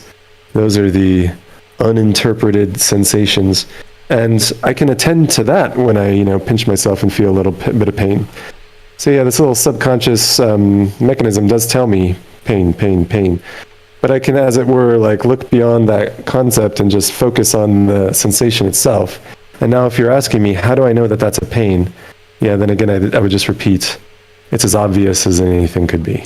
I don't know what I don't know what it would mean. Like, I guess this is a point where maybe I'm a little bit confused, because I don't know what it would mean to go beyond. Like, don't get me wrong, I know go beyond the word and your beliefs about the concept and just sheerly observe. But so for example, Kant specifically, he focuses on two primary concepts being space and time, right? Now, could you imagine going beyond space and time? Going beyond the words, as you said, setting aside, if my experience also presents to me conceptual content that involves concepts like space and time, which I guess it does, like to the left of, to the right of, I get these little automatic representations of plant to right of chair, plant underneath ceiling, and so on. So I guess a bit of the conceptual content of my experience is spatial, or at least implies spatial dimensions. Yeah. But now you're asking me, like, well, is there also some non-conceptual content, some like raw feels associated with that? Yeah, there I don't know. I don't think space feels anyway, or time doesn't feel anyway. That's why I chose pain as an example, because there, like, yeah, that's a clear case of like non-conceptual content. That's a raw feel. I mean, you can say that, but I think that you can even in psychology, you can talk about this, not only like phantom pain syndrome, but you can talk about associating pain with externally and things like that. You can, like, how do you indicate where pain begins and ends? Yeah, so I think in phantom limb pain, I mean, obviously there's no tissue damage there. It's in a limb that no longer exists. And the pain is being represented as having a certain location. So we've got a few things going on there. We've got the raw feel of the pain, which the subject could attend to and notice and focus on. And then the experience somehow is telling you that this pain is in a certain location. It's sort of projecting the pain, as it were, to a certain position in space. Yeah, so that happens. I mean, when you feel a pain in your foot, that happens. Your experience is representing the pain as having a certain location. Okay, but I was just focusing on the pain itself. Yeah, not where it's represented to be, but the pain itself. That's one of these raw feels, this bit of non-conceptual content. And again, if the question is, how do you know that's a pain? I don't know if there's much mystery about this. I mean, if there's some underlying mechanism, I guess that is obscure to me, but we certainly know that we can do this. And I guess I would be worried this might be one of those cases where philosophers are worried that something which works in practice won't work in theory or something like that. No, I guess I know that. Yeah, go ahead. No, sorry. I guess that I think that I don't think it's a problem for example, I don't think that we need to stress ourselves out a bit, worrying about, well, what if I have a pain that's actually external to my body, or something like that. I think it seems to be a bit nonsensical, but although I think existentialists kind of point out that this can kind of happen, where it's like, I think where Sartre described the walls as actually, that it was actually the walls themselves that were the nausea. That the nausea was almost an experience of the wall, and he's like, oh shit, I'm experiencing nausea as the wall. And he's projecting his experience onto the reality. And I think projection, like psychological, phobia being another good one. Even things like erogenous zones, in terms of pleasure, like the development of various erogenous zones that even vary in terms of people, in terms of their psychology and stuff like that. But I think that when you boil it down, like, these are all limitations anyway. I think these are all like categorizations, which I think fits in perfectly with the Kantian kind of schemata anyway, which is this idea that, well, these are judgments, these are limitational judgments, which we've demarcated of quality. Now, I don't think he's dismissing quality, certainly not, and I certainly wouldn't either. But what he's really saying is, can you have knowledge of that qualitative experience necessarily? Now, Hume is saying, well, no. There's no reason to think you have knowledge of it, right? There's no a priori concepts in it, where Kant is saying you necessarily do have knowledge of it. That to have the experience is already to categorize it, or to limit it in some ways. Mostly, I think you can kind of point this out, just how it would be like information overload. Like, if you didn't have these limitations already in place, like, perceptual data would just essentially overcome our mode of thinking, like, instantaneously. Yeah. Well, I wonder, this is kind of just sounding like a psychological hypothesis, and what I'm thinking is a case like this, and let me know if this is what you're saying. So, we have Mary in her black and white room. She's never seen color before. She comes out of her black and white room and sees red for the first time, but she's not told that it's red. It's just like a splotch on the wall. Will her experience present her with this information in a kind of conceptual way? It's not going to present it as red, because, like, she doesn't know that this is red, so she's not going to get that little concept of red being applied to this experience. Her sensory apparatus is not going to present this to her as red. I think it would. So will it not present it to her in any way? Well, no, I think that it would at least present it to her as, perhaps as a color, or at the very least as this. Right? Yeah. We'll just get like a bare demonstrative. So if the Kantian thesis is just like, no matter what I experience, even if it's something new to me and I don't have a concept for it, my sensory apparatus will present it to me using some concept, even if it's just like some hardwired ones that I have, bare demonstratives maybe. I guess, yeah, that might be true. Well, I think it would at least be presented as this, Well, this is the thing. But thisness, I think, is really the debate that I think led to this point in philosophy. Anyway, this idea of what a particular is, like, are concepts universal, particular, or universal or particular, and do they obtain reality or not? Like, do they exist in reality? And I think you end up with, there was 4 primary sort of theories on this in the medieval era, which was Platonic exaggerated realism, indifferentism in Aristotle, nominalism, I think that was Roscelin, and then termism, as it gets called in Occam, and then Abelard was the conceptualist, and then Locke is a conceptualist, and I think Kant is a conceptualist. I think that the way that thisness, like when you described it, you're saying like they'll be presented this. I think that when you said like, would they be presented the color red conceptually? I think so. I would actually say that they are being presented the color red. Like conceptually, they are like nature is giving them red, at least in the sense that it is categorizing reality. But I think what you mean in any way it is like the concept, like more broadly in human life. I think she's definitely seeing red. So yeah, her experience is presenting red to her. She's getting in contact with redness.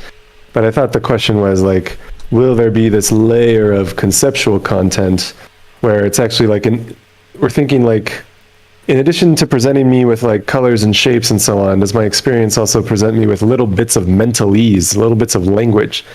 Because that's, I mean, just, as an armchair psychologist here, that seems to be the case. As I look around, it's as if my mind is speaking to me in words, Yeah. It categorizes things for me conceptually. Chair, table, plant, avocado. And so I thought that's what we were considering. Yeah, no, like, I think is this just a psychological hypothesis that when I open my eyes and look around, there's always this layer of conceptual content? And if so, what would be happening with somebody who sees red for the first time and doesn't have the concept? I guess her mind would just speak to her using basic concepts like this and that, and perhaps color. I don't know.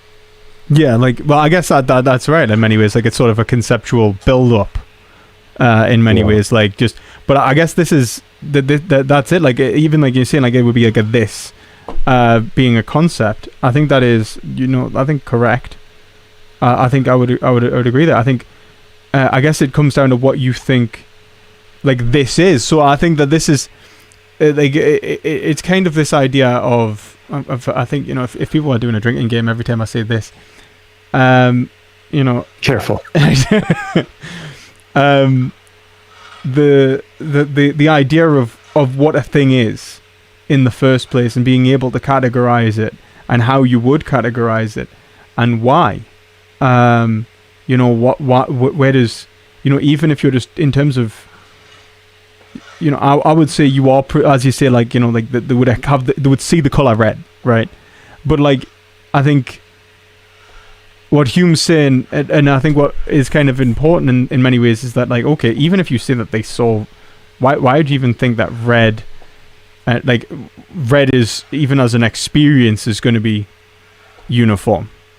Like, even if you did get this particular experience, even if it is undeniable, you have knowledge of a particular event, an accident, in Aristotelian terms. It's just a one-off, and then there's another one-off, and then there's another one-off, and you could just say that forever, because everything's made of these particularized impressions anyway. So how would we even say conceptually, like, that was red and this is red, and then that chair over there is red, and moreover, if there isn't a conceptual unity between the events, you've got to say that, well, I think this is Kant. I am the one categorizing it. I don't affirm that. I think that there is actually a categorization in nature itself. I think that there is actually, I think nature's categorized it. There is these limitations that have already, and when we are conceptualizing that, there is this fittingness, if you will, of the concept, where actually I can gain feedback through my observation and find out whether I'm conceptualizing it correct. I'm like, oh, wait a minute, that's not red, that's actually pink. And then I can develop various and more complex judgments, not only through synthesis, but through the negation of that synthesis. I can go, like, this is color. Or I could say, like, this is I don't know, this is like, these are individual colors, but together they're chromatic colors, and I can create another category on top of that, and various sets and sets within sets. And I think that these all necessarily are applicable to nature, because I'm a Hegelian. So he's good, where Kant says, like, this is done by our mind, Hegel's going to say Kant was right in saying that these categories exist, but wrong in saying that they only exist in our mind, because our minds necessarily exist in nature as well. Right. I feel like there might be two issues that are coming up here. One is like the psychological question about perception and how it works, and how our minds apply categories to the contents of our experience. But then there's this other kind of broader question about the nature of universals and exact resemblance, and what's going on in that case. Are we going to be Platonists or nominalists or whatever?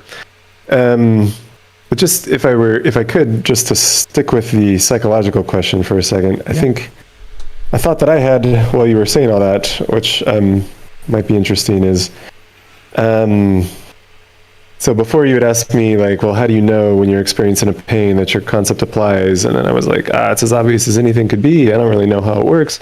But here's a reflection. Like, what if somebody had the concept of pain, but suffered from amnesia, and so had no memory of prior experiences of pain, and then is presented with pain again, and so has the concept, has the experience. Would this person be in a position to see that the concept applies to the experience and, appropriately categorizes it and it fits without memory? Or do we rely on memory when we're doing this sort of categorization? After all, we can suppose this person is a competent user of this concept. This person got the concept through many experiences of pain in the past, all the appropriate social relations to get the concept, but memory wiped, presented with pain again. Will this person be in a position to recognize it as pain? I don't know. I'm gonna think about it for a bit, but this too seems like just a genuinely empirical psychological question. We should actually ask a psychologist. Maybe they've done experiments like this on people. Maybe not. It would probably be unethical to wipe people's memories.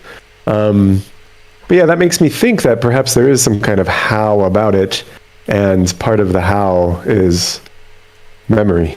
I do need memory of previous such experiences, and I could call back to mind and recognize the similarity to know, yes, this concept applies again. Does that make sense? So I'm revising my earlier answer when I was like, there's no how about it. It just happens. It's obvious. Well, yeah, now I'm thinking, maybe memory is involved. Yeah, but I mean, and that's exactly what Hume says as well. And he says, essentially, that's why you end up assuming that it's going to continue this way. Because it's a habit of the mind. Formed by memory. And I think I hope it's more than just a mere habit. I hope it's not an unconscious kind of ooh, here we go again. I hope that I have the ability to call to mind one of these, Humean ideas or whatever, these faint images, and I have the vivid impression here, and I've got the concept, and maybe when I have all these three things in my mind, I could put them all together and be concept applies to this one too. Oh, he says you do. It's not, it just says you've got no reason to. But he says I've got no reason to? That can't be right. The reason is, I've got the memory, I've got this little faint Humean idea, I've got the vivid impression, I see the match, I know that this concept applies to things like this. How do you see the match? They're both in my mind, I just compare them. But I mean, it's based on, it's kind of already, you're already that would be the logical association with your ideas to reality. Logical association of my ideas to reality. Logical would be more association with your ideas. We mean these little faint copies or whatever he calls them. Yeah. This faint copy of a red experience. Now I've got the actual thing, the vivid impression. The suggestion is I can't see a match here. No, I think the suggestion is that this is, or that your memory and your idea of it can essentially be traced on top of and accurately represent it. It can be traced on top of and accurately represent the impression. So what reason do you have to say that? The impression he would take to be real. So the impression is the matter of fact. Now, everything that you've thought about or engaged with, memorized from that impression, is an association of an idea of the fact which you've experienced, which you are now then impressing upon reality when reality has only impressed upon you. So I thought I also got these faint copies. You do have the copies, but so I got the copy. So can't I just compare the copy to the impression and be yes, we got a match? But even if you do, one of the things is even if you compare the copy, you'd be okay, so I've got my memory, which is a faint experience of reality, and then you've got reality. This faint experience is just is not knowledge anymore. There's not it's not the impression which is the source of knowledge. It's your idea about the impression. So you might have added something. You might you might misremember something. You might it doesn't have to be the case. There's nothing about it that necessarily has to be from the impression. You could just be wrong, right? People misremember stuff all the time, for example. Okay. Maybe I see now I see the cause for skepticism. The concern is although I believe that this is a faint copy of red, maybe it's actually a faint copy of blue and I got it all mixed up. And now thinking that it's red, I'm going to miscategorize this impression as red, when really it's blue. If that's the worry, then yeah, I guess this is just the typical sort of Humean wedge between like the evidence that we have and the belief that we form, trying to show that like we can't be certain of this belief on this evidence. There is a possibility of error. If so, then I guess I'd give a typical sort of fallibilist response. Yes, possibility of error, but nevertheless, could be knowledge. And in any event, I was just wondering, like, can't I be in a position to see a match here? In the same way that, like, you know, if I have an old document with your signature on it, and I see this new document with a signature on it, and I'm wondering if it's the same signature, can't I just put them right next to each other and see, like, oh yeah, same signature? Of course, there's a possibility that there's some forgery going on here, but I can at least see the match, yeah? So yeah, if the question was just how could I possibly see the match, I don't think there's much of a puzzle there, but if instead the problem is just how do you know that this thing you take to be a memory of red really was a memory of red and not instead a memory of blue? I mean, as well, you're also going to just create these so like you're going to say that there are kind of like family resemblances between these various things, and then you're going to essentially extrapolate them out, and then you're going to have a conceptual web which is going to relate a variety of different. So, for example, like take the notion of a triangle. Like you might have seen like a three-sided shape. Like there's a triangle, but now you have an idea of a triangle, and now you've got to relate things like isosceles triangle to an equilateral triangle, and you're saying that they're both triangles. And then you start like making more Euclidean geometrical assertions about reality, which is now mightn't necessarily obtain, like there might be different kinds of triangles which you would then not categorize as triangles based on your experiences. Why would you believe that those are triangles or not triangles? There's other stuff. There's like I think there's even bigger stuff where it's like I think one of the main things he's pointing out is things like, obviously there's induction itself, like there's your belief about whether you are even gaining knowledge and what knowledge is and why you think that you're obtaining truth.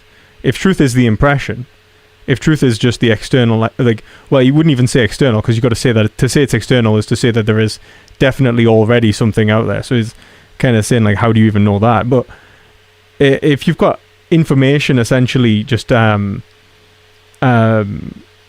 which you take to be the fact, like why would you take that fact and then assume that you can do you really think that you're actually gaining knowledge of reality when you're drawing on top of it? Because that's all you're really doing.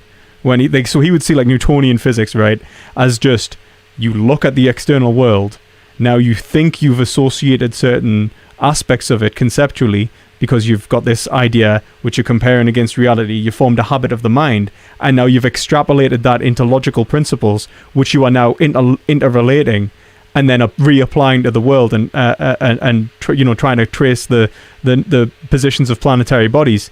But he's like, well, no, there's no reason that necessarily, or cause and effect themselves. There's no necessary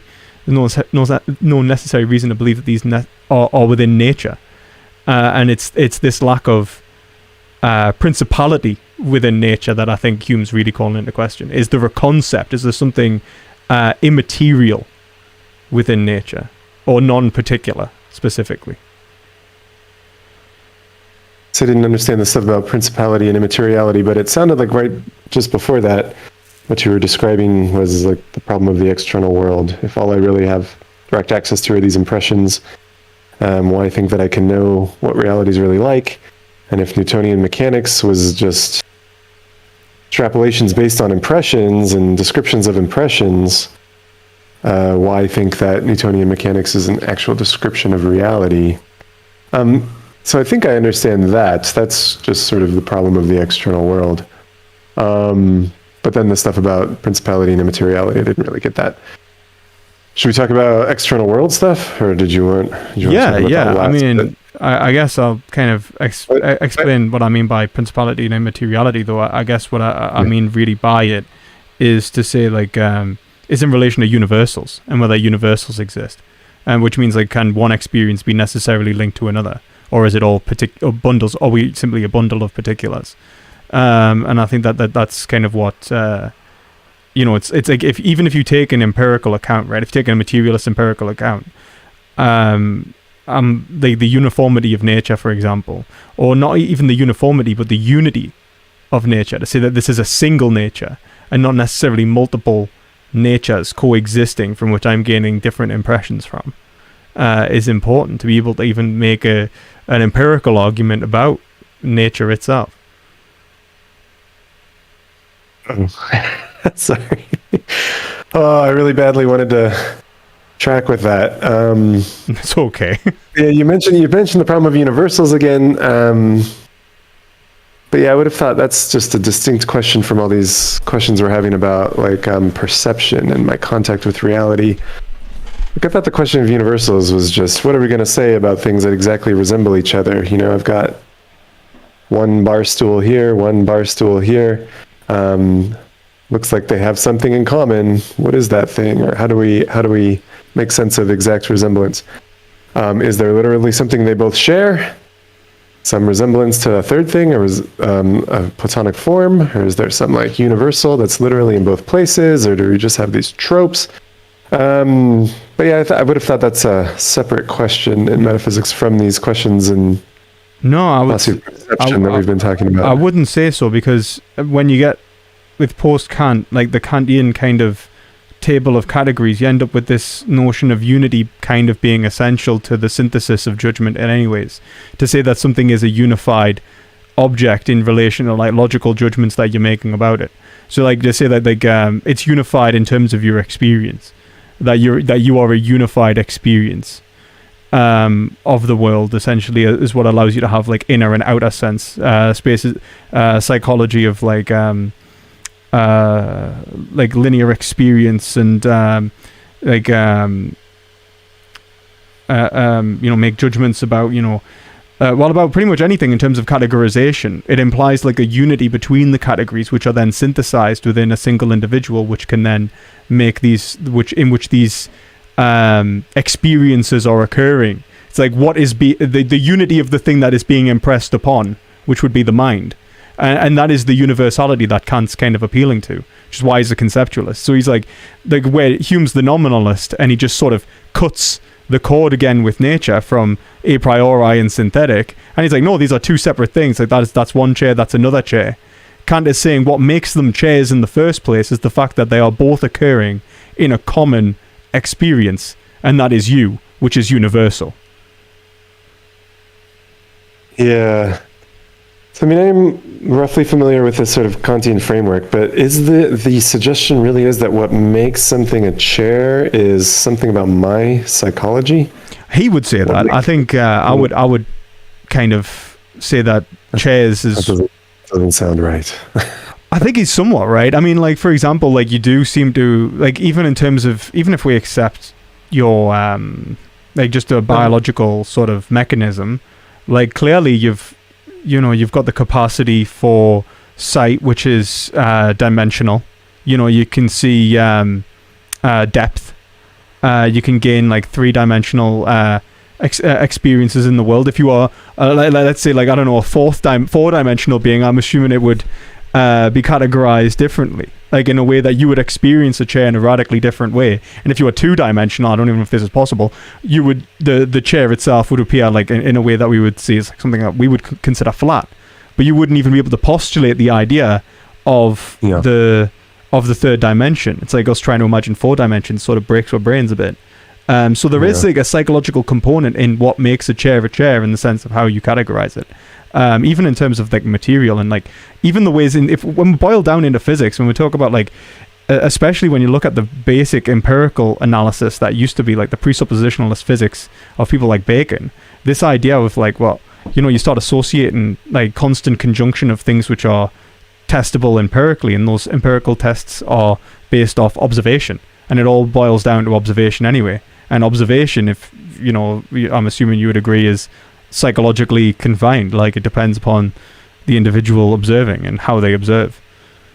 Yeah. Well, I should have written this down, but just a moment ago you said something that I wanted to try to remember. Maybe it's because we've been talking for almost 2 hours. I'm not able to remember it right now, but it was something like, if the question is about how we categorize things as chairs or how we know that things are chairs, well then, yeah, I can kind of see how Kant's system could answer that question. But if the question was what it was a moment ago, like what makes something a chair, I don't think any fact about my psychology actually makes something a chair. And I guess, I mean, here's just a real quick proof. Even after I die and my psychology's gone, there will still be chairs. And you might appeal to other people. Okay, so let's just imagine we all die. Okay, yeah. That was now, wouldn't there still be chairs? And if we don't like chairs because they're artifacts, how about H2O? Okay, yeah, but what's H2O? What is it? Like, describe it. Describe it? Like, describe its essential nature without the use of any form of category. Without what? Without any form of category, like without any sort of limitation imposed by Is the challenge to do it without any words? Is that the challenge? Pretty much, yeah. Like, well, you know, I can't do that. Even not even just without words. I think you'd have to. I think what Kant is really saying, you have to do it without observation. Describe what water would look like if no one had ever seen water. Well, no, I'm not trying to tell you what water looks like. Like I'm trying to what tell it you would what be. it is, and I'll use words to pick out things out there in the world, like proton and electron. And neutron, and I can give you an idea of what H2O is. Like, I think that chemists and physicists have a pretty good idea. What are you describing in terms of that anyway? Like, so when you start saying, like, you're talking about other categorized phenomenal experience, right? Like, you're saying, like, there is I'm just talking about experiences that physicists have had. Well, yeah, no, I think so. I mean, don't get me wrong. I think that, like, well, what else are they talking about?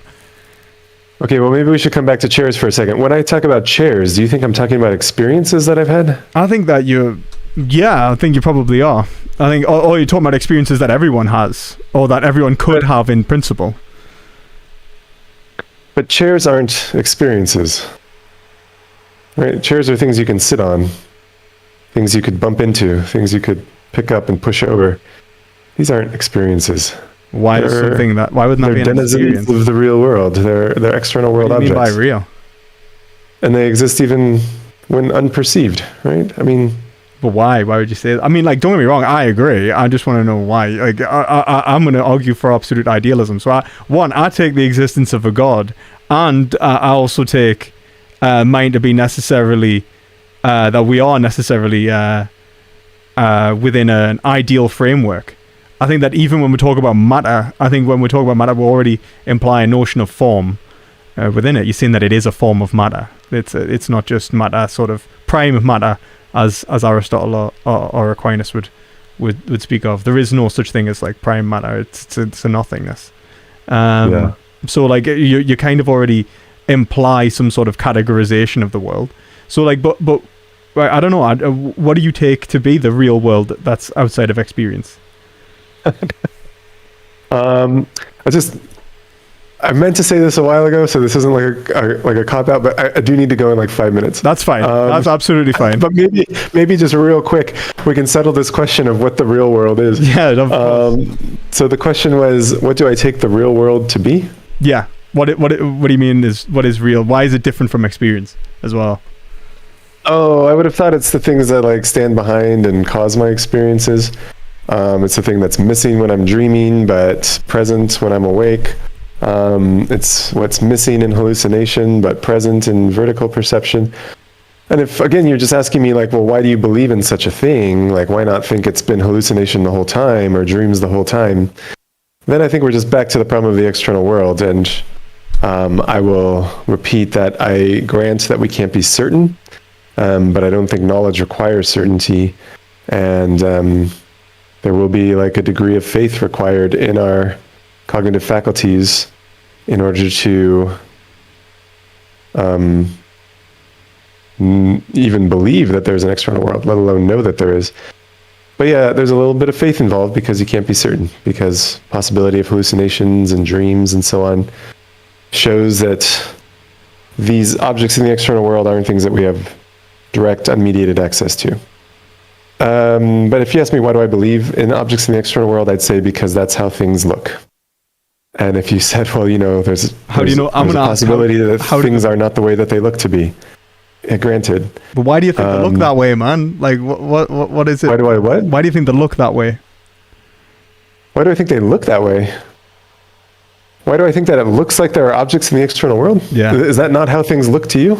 Oh, it is. Okay. Well, that's why. That's why I believe. Well, I think it's one of those things where it's like, I want to say, like, for example, what I think you've compared there, for example, hallucinations and non-hallucinations, dream states, non-dream states, the thing that was there when that's absent when you dream, but there when you're awake.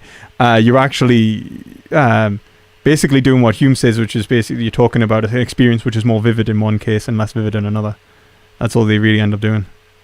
You're like, the intensity. Because dreams are less vivid than vertical experience? Something about the dream. Okay, yeah, so I just meant, so pick up a perfect vivid dream then, or just whatever's happening when you're plugged into the Matrix, or the metaverse, or whatever. And we still get visual experiences, but they're not accurate representations of any sort of external reality. So I know I fully admit that, like, I can have an experience just like this, even when reality is very different. It could be a brain in a vat. It could be in the Matrix. Could be dreaming, a very vivid dream. Maybe everything up till now has been a dream. Yes, there are these skeptical concerns, these skeptical hypotheses I cannot rule out. Mm-hmm. But knowledge doesn't require ruling out every skeptical hypothesis, thank goodness.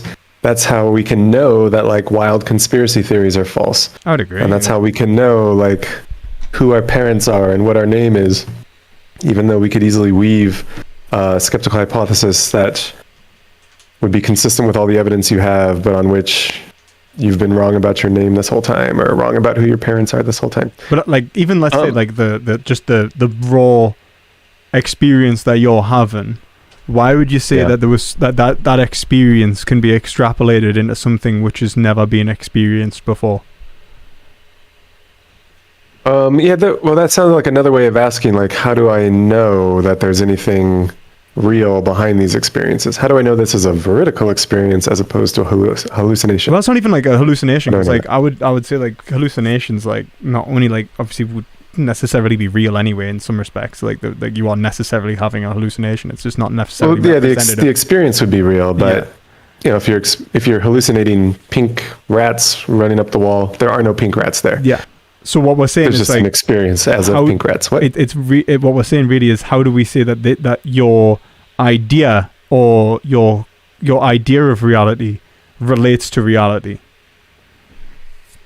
How does my idea of reality relate to reality? Because, I mean, like, this. Well, I would hopefully in this explanatory relation, right, where I have a belief about what reality is like because of the experiences I'm having, and I'm having those experiences because of how reality really is. But why are you having those because of how reality is? Like, what is the mechanism from which truth is giving you those experiences, right? That, like, the truth is necessarily. Well, if you're just wondering, like, even in the good case, what is the mechanism? I would say typically it's causal, get little light waves bouncing off objects into my eyes, and that sends a little signal to my visual cortex, which creates this experience. But I suspect that's not exactly what you were asking. Well, no, let's go down that. What's that? Why do you believe in causation? Oh, no. Let's go down that road. Yeah, why do you believe in causation? Well, oh boy. Well, I was just going to say this. People tend to be skeptical when they reflect on the fact that, like, our visual contact with the world seems to be indirect or mediated. Like, I'm relying on these visual experiences to tell me what the world is like. I don't have direct access to the objects themselves. But, like, when we leave Hume's study and go about our daily lives and watch things on television, we don't worry that, like, the fact that, the images that are appearing to me on this screen might be misrepresentations. We just sort of hope that it's not, and think ordinarily that as long as it's properly connected to what's actually happening in reality, this television gives me the means by which I can know what's happening in reality. A lot of people watched videos of Russia invading Ukraine, and we thought, on the basis of those videos, I can know at least a little bit about what's happening in the Ukraine right now. Even though you got to grant that I'm relying on a report, I'm relying on an intermediary here, I'm relying on these moving images on my smartphone. But still, we think like, well, as long as there's the right sort of connection between the images and reality, these images give me knowledge of reality. Let's say the same thing about visual experience. Fingers crossed, my visual experiences are properly connected to reality. And if they are, then I get knowledge of reality, just like I got knowledge of what's happening in the Ukraine from those videos. But so would you say like your belief then in inductive knowledge is just a matter of faith then? It would be like, or knowledge like in this respect is a matter of faith? So by inductive knowledge, do you mean knowledge of the external world? Well, yes, but yeah, probably. I mean, I would say but more of it in terms of the uniformity, but like as well. So like it's but even in terms of like this a priori knowledge of the external world, like that there is chairs and or not even a priori, like that that these categories actually obtain.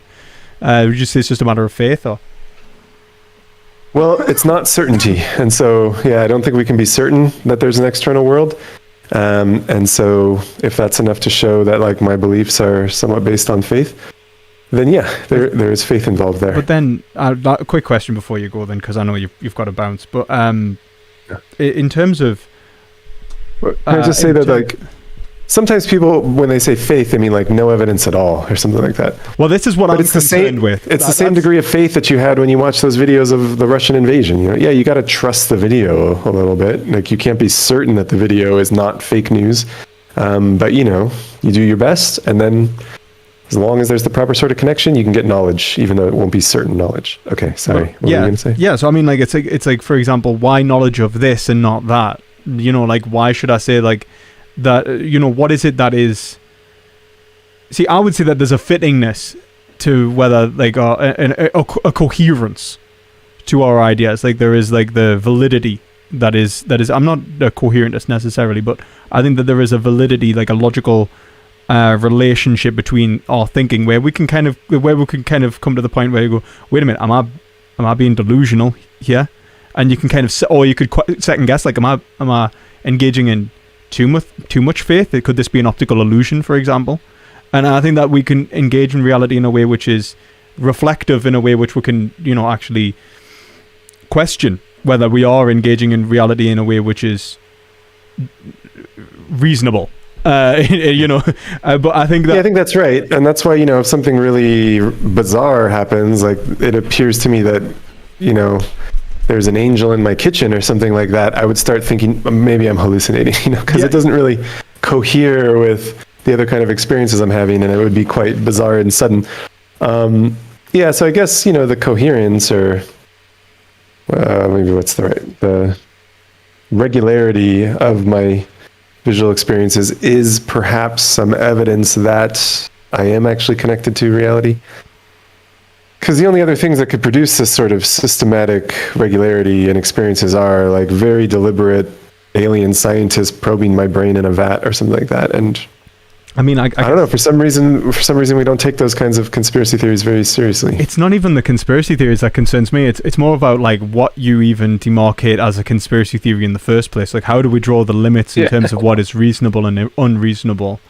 That makes us like concerned, because it's like, how do I know that, like, not only, like, for example, it's not just that I could be hallucinating, it's that what I take to be a hallucination, I think Foucault kind of points this out in Madness and Civilization, where he's like, well, actually, the norms and conventions from which we use to demarcate madness from non-madness already implies some sort of ontological access. We'll have to be able to say that there is like something that is reasonable and unreasonable, right? And you're already saying that there is a state of affairs and there isn't a state of affairs. There is a fiction and there is a reality. And so you're already, even when you were to say like there are these, like you're already, I think if I ask what is real and you say like what I take to be most probably real, and I say like, well, how do you know what is most probably real? Do you know what I mean? Like you're going to say yes. Yeah. I think I appreciate the problem of the external world. Sorry, I know. It's just it's hard to answer it. But I'm sure you're familiar with that bit of Hume where he says, when I leave my study and go play backgammon. Was it backgammon or what was it? I think it was backgammon. He's like basically I walk outside. Yeah. 100%. And then I put all these skeptical doubts behind me, and I live like a normal person. You sounded more like Thomas Reid though, in terms of how you've approached the problem. Like, I feel like you've approached the problem not as David Hume. You've approached the problem as Thomas Reid. You've went, well, that's a lot of shit, really. Like, my sympathies are much more in the Thomas Reid direction. I was just saying, even David Hume, right, okay, well, when he left his study, realized like, these are idle doubts or something. There's no way I could actually live consistently like this. So I was just gonna, since I do have to leave, I was gonna suggest that maybe we could do that as we go about our daily lives today. Just do what your best friend David Hume did. Just kidding, he's probably not your best friend. No, I don't actually love David Hume. I think he's great, like in the sense that he you know, like undeniably like offered so much to philosophy, and he's really great. I think so too. Yeah. Although I disagree with him about it, virtually everything. I like reading him. I like the sort of playful spirit that he kind of has, and like likes bursting people's bubbles and poking holes, and it's kind of like mischievous, you know. So I do like him for that, but yeah, there's got to be an answer. I would say, like, we shouldn't rest content with that sort of skepticism. There's got to be some answer that should be given, because I don't know. This isn't a philosophy that one can take seriously. Yeah, I think so too. I don't even think 24/7. I think Kant rips him apart. I think Kant just says, like, look, mate, that form of skepticism is impossible. I think he goes so far as to say, like, that I don't think that you can even you it's not that you couldn't live a coherent life. It's that, like, if you were to genuinely apply the skepticism, you'd have to annihilate your actual experiences of the world. And he's like, nah, you just can't do it. You'd have to, you know, and you know, Hegel as well, I think, kind of goes a step further and says, like, when you are applying concepts to the world, you are necessarily implying an actuality which those concepts fit upon. And I would argue for that. I think there is a fittingness to the concept in terms of the external world. I think it's almost undeniable. I think the way that we end up with the external world, I think, is when people start saying there is no external world, we start looking at them as if they're crazy for a reason, because you're like, but there is, though. You know, we're all kind of in it right now. Yeah. But it depends on what we mean by external, I suppose. Hegel's clever to say external from you, but not from mind. So all right. But well, hey, it's been good talking with you. Happy 4th of July. Oh, yeah. Maybe we can talk again sometime. Yeah. Happy Independence Day, man. Take it easy. Okay. Talk to you later. Talk to you later. Bye. Whoop. Right. Okay.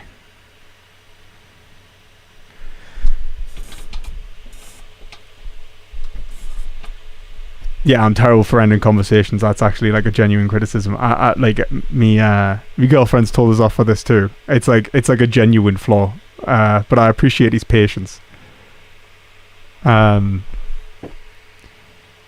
Would you just enjoy that conversation? I can't. I feel like, you know, the thing is, I think like I almost can't let people go until they just agree to read Hegel. I'm like, please, you can't leave until you agree to read Hegel.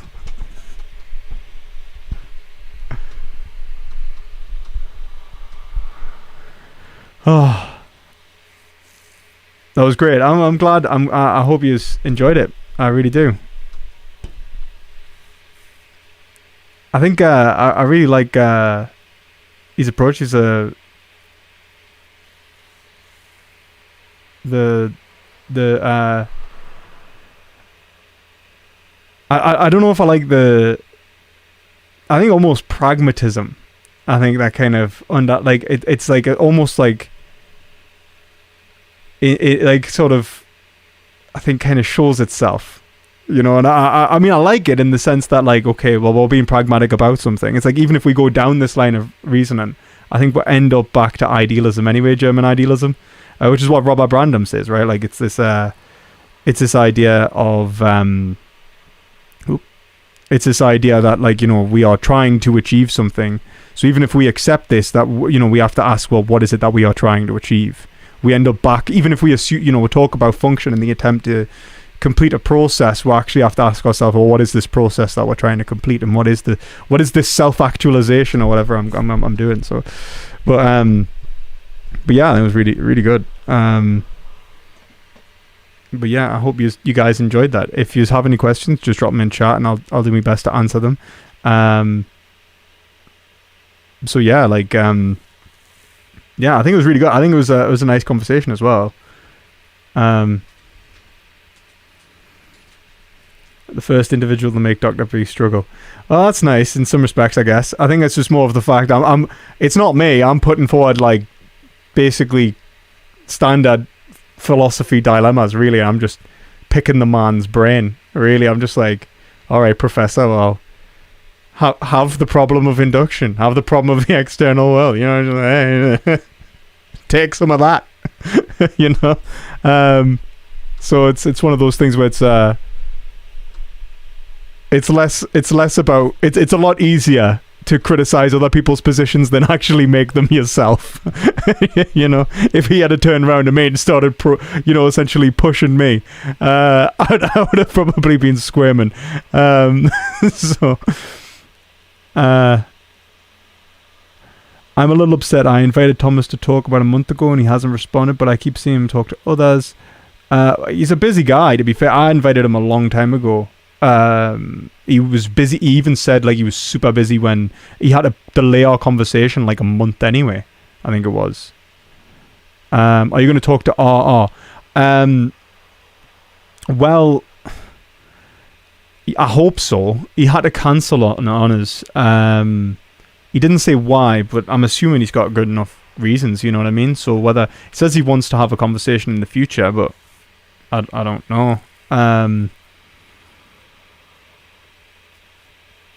It's one of those. Yeah, it's one of those things.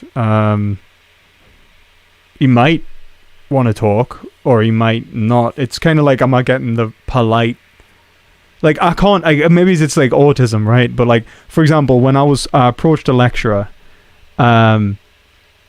to study under a PhD, right? Like to do my PhD under, for my transfer, and they kept saying to us, they're like, no, you can't because of, and then they'd give us a reason. It was like, there's not enough staff to you need like more than one supervisor and there's not enough staff. And I was like, all right, well, I've got this other member of staff, they said that they do it, what about now?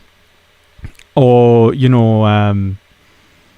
it was like something, there was like a few different reasons that they gave, and each time I came up with a solution, because I'm like, it's not that I can't, like, they're not saying that they don't want to teach us, they're saying that for this specific reason. Oh my god, is I still on call to that guy? Oh no, I'm being by myself in the call for 5 minutes.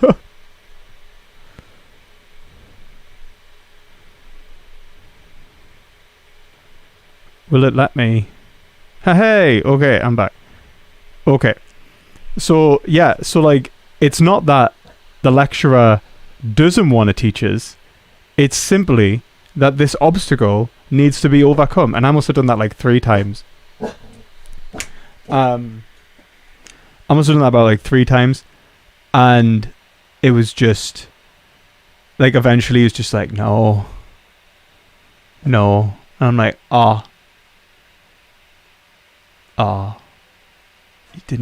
you were trying to be polite. So it could be the same thing. I'm flipped now. Or maybe I'm the right way around. Maybe I was the wrong way around, but actually I'm flipped. Like, this is wrong. I don't know how I'm not going to change it either.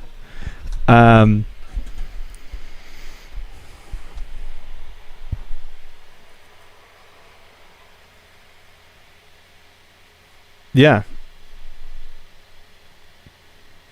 It's just, I do struggle working out like people's intentions in terms of social engagement. It's something that it's just sometimes eludes us. I try. Sometimes, I mean, to be fair, I think I'm okay. Like, I've learned to get better. It's not so. It's something. It's a skill set that I've had to learn. It's not something that came right away. Well, here's the thing. Is it Marzi? Here's the thing, Marzi. Why would you say that there is a right way around in terms of orientation in the first place? Because the orientation is a form of categorization, right? If we think of it like that, then you've just essentially had an inverted category. And so why would we say that an inverted versus a non-inverted category was more or less correct? Why would it be left or right? Why would it be essentially one way or the other? Why would I say that reality, like, why even say that like why am I moving that direction and not that direction when you could simply invert it and I would be moving the other way? Like, is there a what is the locus point from which your spatial experience is orientated, and why is that correct versus another form of another locus point and another form of categorization? Do I have Asperger's? Asperger's isn't a thing anymore. It's just types of Asperger's was just a way of differentiating autism. It's actually named after a guy who is really fucking horrible. He's actually a Nazi doctor who essentially said that we were, like level 1 autistics were the ones that could live. Because he was like, oh, there's different modes of autism. There's like level 1, level 3, like level 1, level 2, level 3, and he didn't point these out. These are the ones that would categorize them with now. But like you have these kinds of autistics, and they can survive. So.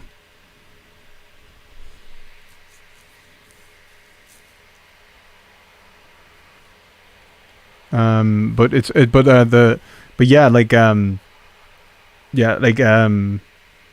actually a horrible bastard. But moving on from Nazi doctors, and there's even autism. You can't even say mild autism, unfortunately, Dominic. It's like I probably have level 1. It's not even intensity. What it is I think it's actually comorbidity. So it's like, do you have autism with other learning disabilities? So I'll be like level 1 autistic, but I'm waiting diagnosis anyway. So I'm like waiting diagnosis. I'm on a list, but I've already been diagnosed with dyspraxia, and I think like the chances of us being a dyspraxic who isn't autistic is just ridiculously unlikely, considering the high amount of comorbidity between them and my inability to actually socially function. So not even just socially function, but just function. Like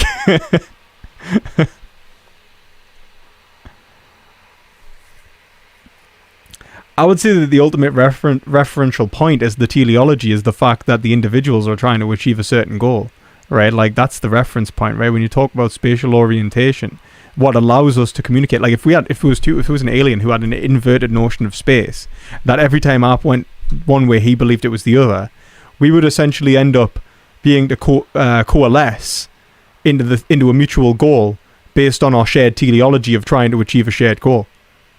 So like that's probably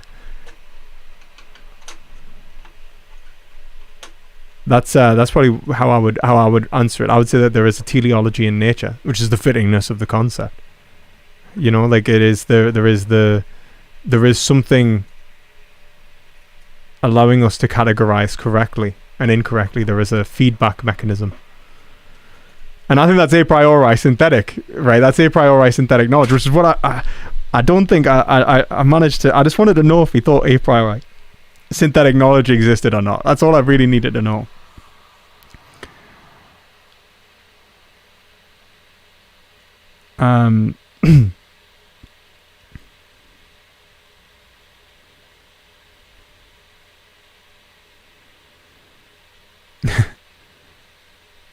Professionally smitten PP is something that I never even considered possible, and thanks to this live, I have just annihilated my whole ontology and start all over again. Well, you're welcome. You're welcome, man.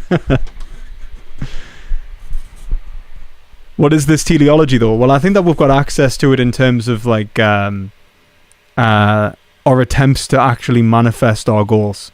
So there is a logical component in the attempt to actually try and achieve something or try and manifest a thing, and in trying to purport an essence to reality, we are met with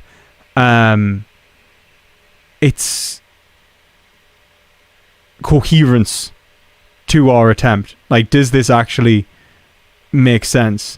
In the sense that, like, look at it like this: like if I try to say that like I am a certain thing or that reality is a certain way, I've already I presuppose a condition and various conditions. I then map those conditions onto, I create various essences based on those, or concepts based on those conditions, and then engage with those concepts. In engaging with those concepts, I might find that those concepts are incoherent with one another, that I have various contradictory modes of being in my life, in my expressions of attempting to produce an essence. So when I start finding these logical contradictions, I then have to start ironing them out, in the sense I have to go back and think, why did I categorize this like this, and why do I categorize this like this? And I see that there are, it's usually in relation to drives. I'm trying to achieve the object of my desire. And that's the whole point of objectification, isn't it? That I create an object from which to satisfy myself with. Which means I actually create a notion of self. There is this unity of self which is being extrapolated, so I can say, like, well, wait a minute, why am I choosing that desire anyway? And so then I have to think, well, wait a minute, what is this drive? And I think when we come down to that point and we start articulating and investigating our drives, then what it ends up being is the teleology is the will, is a coherent will and its expression, rather than a contradictory will, in which you would will against yourself by essentially actualizing two objects which do not make sense, or actualizing a world which is incoherent or in discord.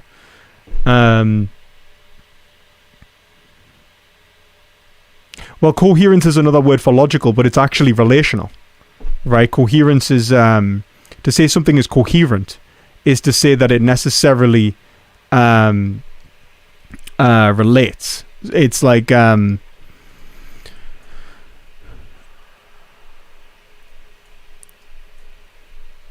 it's that it is capable of obtaining itself, right, or existing or coexisting in a way which is non-contradictory, right, necessarily. PP, could you explain what do you mean by indifferentism? Indifferentism is the relation between that the universal concept and the particular actualization is the same thing. It's they are the same thing. So, like, my idea of a zebra and a zebra are the same. Well, not necessarily my idea, but the idea of a zebra, or what a zebra is, the concept of a zebra and a zebra are indifferent to one another. That the species of zebra is manifest in the member. That's indifferentism. I mean, that's a very particular example, and it doesn't necessarily have to be true, because we could also be wrong about how we categorize zebras. But the point is that there is a concept in reality from which is being which is indifferent to the to the idea itself, the form or the essence, or the Aristotelian would be the substance of a zebra, the thisness.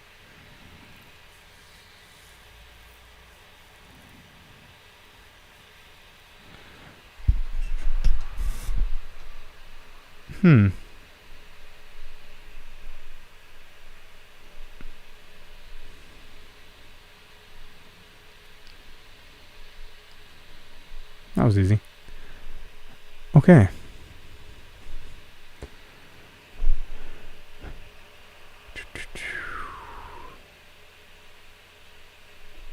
To minimize contradictions in your unified world model. But yeah, but in like the world, like to minimize contradictions, it's more of like to realize that if you accept that truth is necessarily non-contradictory because it is self-association, right?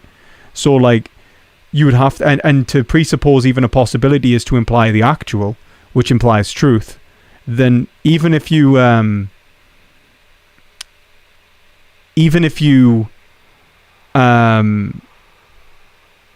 like your experience of reality being a contradiction shows an issue in your unified world, or your unification, or how you are unifying the world, not just like how you are modeling it, if that makes sense.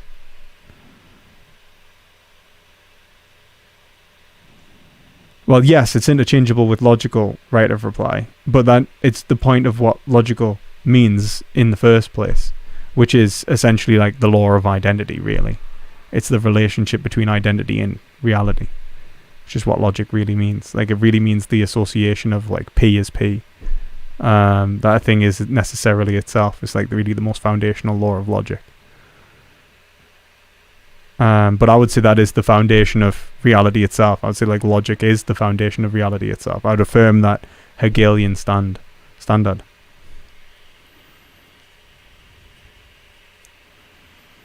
Which is why like we can't be wrong against reality. We would be like, we've simply improperly categorized it.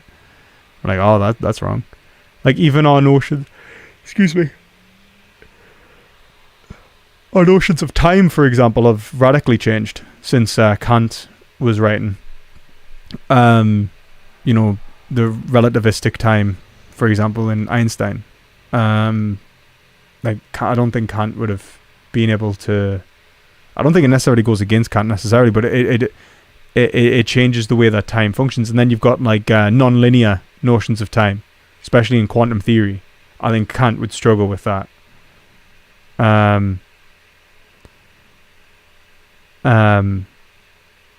So like, I think like but I really like that. I actually really like the fact that we're able to show or able to engage with the world in such a way as to go, well, wait a minute, what if our categories are wrong? Right? That's Hegel. It's like, what if the very experience of the world is misinforming us of the world? I need to change my categories.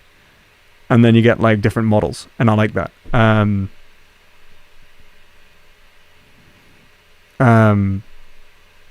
So it's kind of like a, whether it's true or not necessarily, I like the fact that we're even able to try and engage in the enterprise. And I think that's why science is hermeneutic. I will not stand for anyone saying science is purely empirical. I just can't take it. But anyway, so isn't it hard to outline consistency outside of your own worldview, though? No, I wouldn't say so, because I think, like, one, I think what Hegel does as well is, like, kind of show that, like, even your worldview, to have a worldview in the first place implies, like, social interrelation. Like, you to have the notion of self in the way that you do have the notion of self already implies your social relation, like, already implies a logical relationship dependent upon another, right? So, like, you need somebody to be able to correct or refute your inferences. Essentially, you even be able to say that there is a judgment external to yours, which allows you to have the objectivity of saying that you are an object to yourself, because you essentially can't look outside to yourself other than the kind of reflection, and there's no reason to believe that you are an object, a unified consciousness moving through the world and so on, without a kind of a negation to your perception. You're like, actually, somebody else perceives me, and they perceive me in a common domain. And then, he also shows the fact that in your affirmation of that you can't really deny the existence of the other anyway, because to do so would be to really undermine the possibility of following truth in terms of any other form of rational thinking. That you'd have had to have essentially go, all right, well, I've just encountered someone who, I've just encountered what appears to be another person, and I'm going to ignore it. It's like, right, well, you can't do that. And it'd be truth anymore. You can't just pick and choose what is real and what isn't real, even in relation to your own experiences. And I think what really Hegel's kind of getting at is, like, your experiences are a set within the greater whole, which is experience itself. And it's not that there is an external world and external to experience, but that there is that experience itself is interconnected, or not even interconnected, is foundational. Like, you are a manifestation, a single set. If you imagine God or mind to be the unification of all reality, you are a singular observation of reality, bubbled within that reality, right? That's what you are. But to have that picture of yourself as a bubble, you need other bubbles, and you need to be able to see the other sets, and to be able to see the other sets allows you to see the categories and the way that you're categorizing reality, your notions of time, your notions of space, your shared notions of time and space, the reasons why you each believe them, things like that.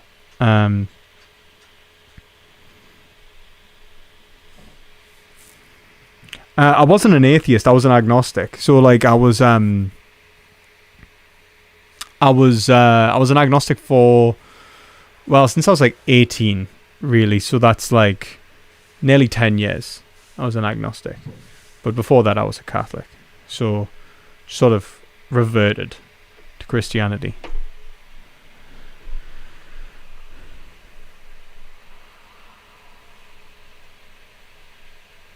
So Thomas says that the world isn't true, the world just is. Do you disagree with that then?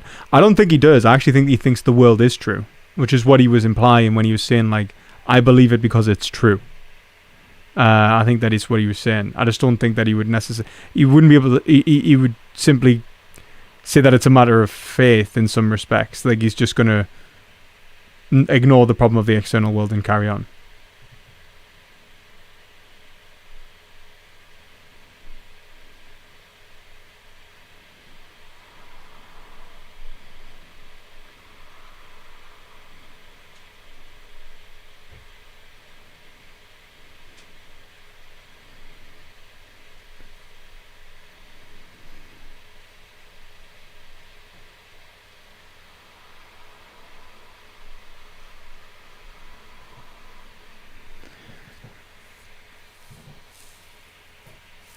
Yeah, I don't know. I'm quite. I will say I am verbose. I think it's something that I need to work on, and I've been working on, to be entirely honest. I've actually gotten a lot better. I used to be way worse. I don't know if anyone saw me when I first started, but I used to be way worse. I used to be so much more verbose.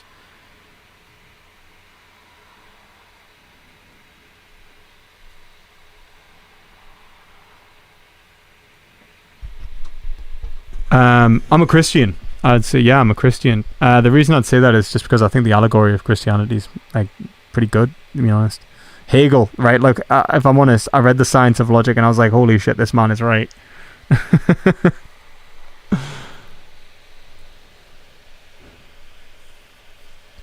Is there any possibility of God existing? Probably in the universe. A problem when referring to the definition of God. You mean because definition of God seems to be transcendent? It depends on how you interpret God, right? Like to say that there's a definition of God in the first place, I think is difficult. Like, what do you mean the definition of God? Like the only real kind of the Christian notion of God is basically the creator and sustainer of the universe. He's omnipotent, omniscient, and omnibenevolent.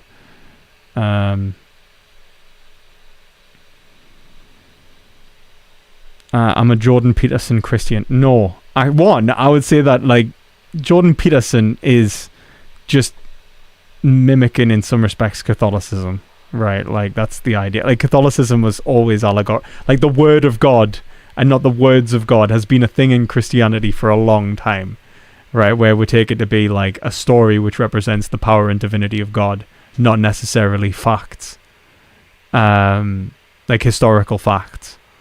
That's been a long tradition.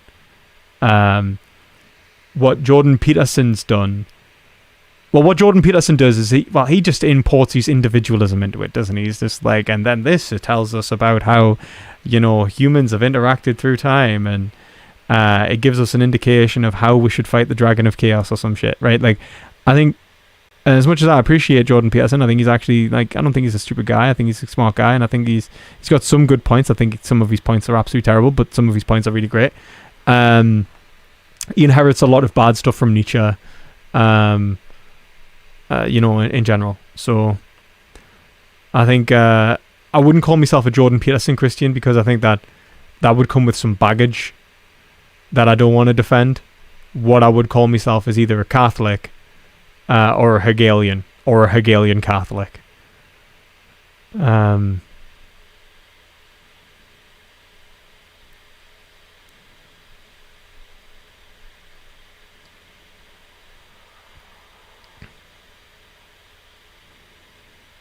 some of it's just over-explained to try and prevent the conflict of misunderstanding. Yeah, I do over-explain. That's something I need to try and work on it. I don't know how to, because it's one of those things where it's like, have you under-explained or over-explained? It's kind of like eye contact, right? How much eye contact's appropriate, and how do people know, right? Like, how the, I just don't get it. Like,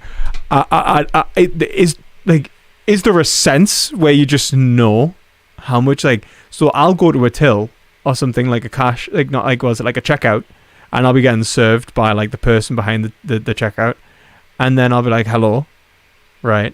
Now, am I supposed to keep looking? Am I supposed to look away? And like, it's obviously variant upon the person and what point they think is also going to be appropriate.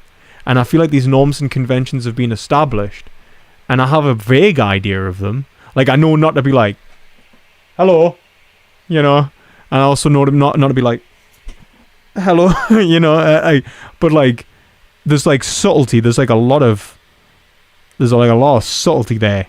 That's like it's the same thing with like explaining things. It's like, how do you know? Like, for example, with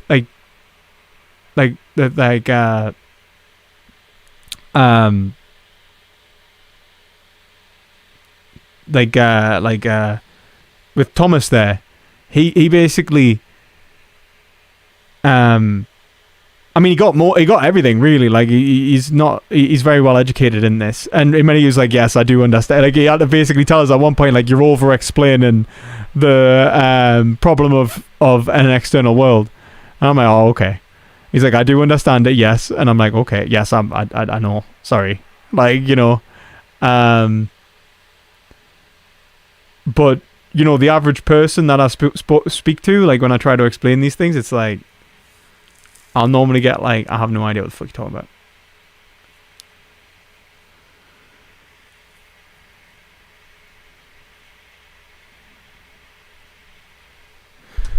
I have social anxiety. I don't think autism, so I know when I look away, when I'm supposed to look away and not look away, but I always, in every situation, want to look away. I know what you mean.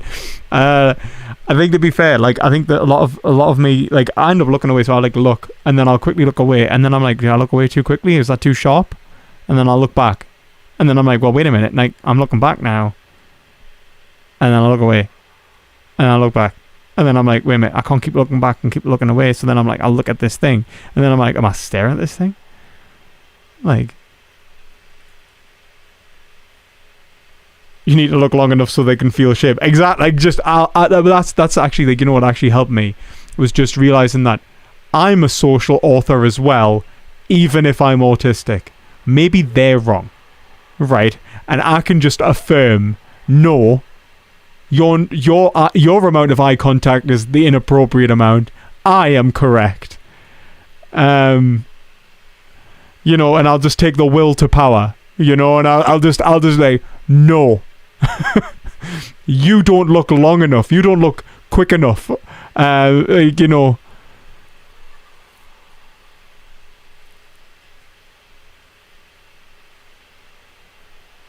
It's about intensity, looking without looking. But intensity is like, again, like, it's a social propriety. You got to trust you. Yeah, you do actually. You're gonna have to, like, you do have to have like a trust in this, where you just got to affirm, like, nah, I'm the one that's right. Just trust in yourself. It's like, have I done anything wrong? Like, no, it's aesthetics anyway. It's all fucking meaningless.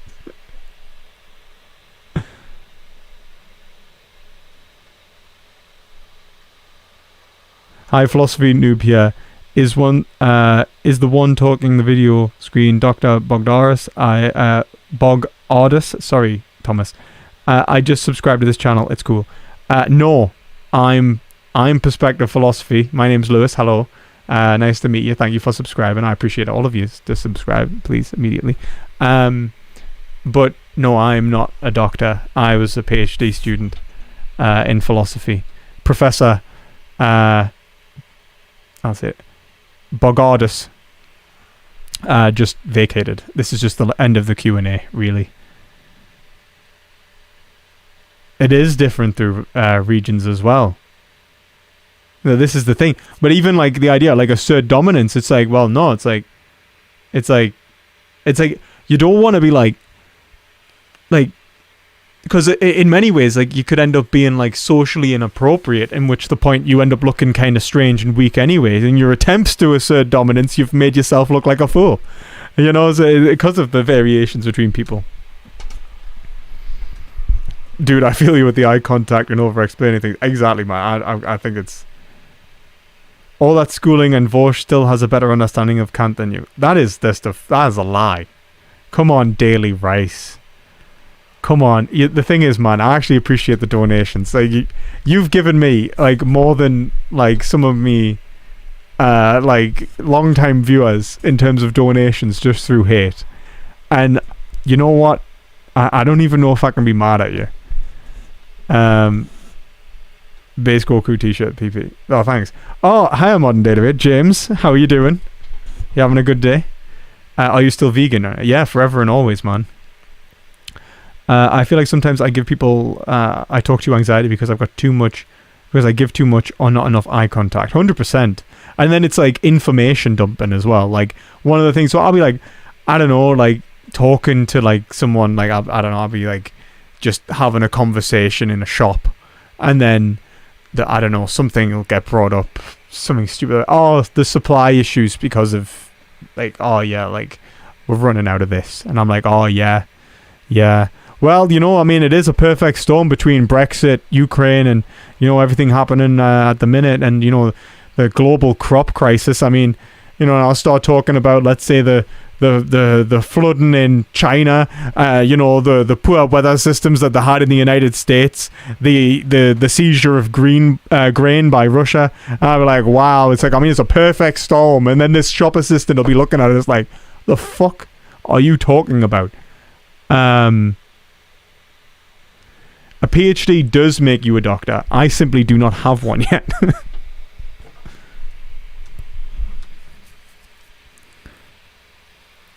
Yeah, I think you've got to be confident in your presence. That's it. Like, you just got to feel it. Vaush has an understanding of Kant. You guys are getting paid? Good, thank you. It's nice to see you here, James. How you doing? Oh, you just answered that. Shit. My social script's gone. I don't know what to say now, James. Did you like the debate that I had with T-Jump? I think he wants a round 2. So, that'd be cool.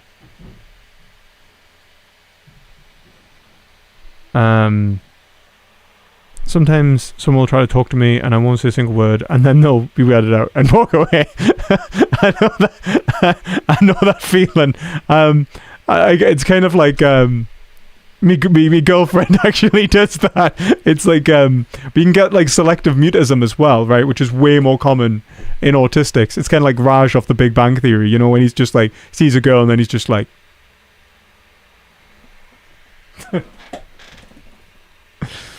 Am I still a PhD student? I'm not, unfortunately. Like, well, what happened was like essentially my lecturer got made redundant with COVID, and yeah, I've just tried to transfer. I just gave up trying to transfer as well. I just thought, like, I could have kept going. I only tried so many universities, but then I just started thinking, I'm like, I'm really fighting hard to get in more debt. And like, I want to go back. And actually, me talk at Cambridge, like when I did me talk at Cambridge about 2 weeks ago, on are religious worldviews relevant to democracy today? One of the lecturers said that they were going to ask at their university, because they asked, like, am I still at my university? And I said no.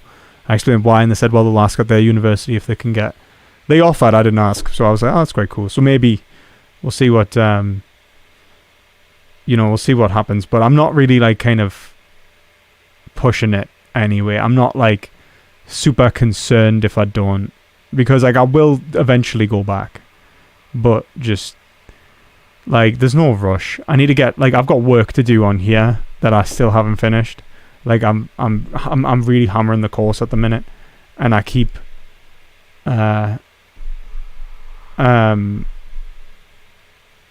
essentially faltering in that, and I think that takes priority to go and doing my PhD anyway. Um,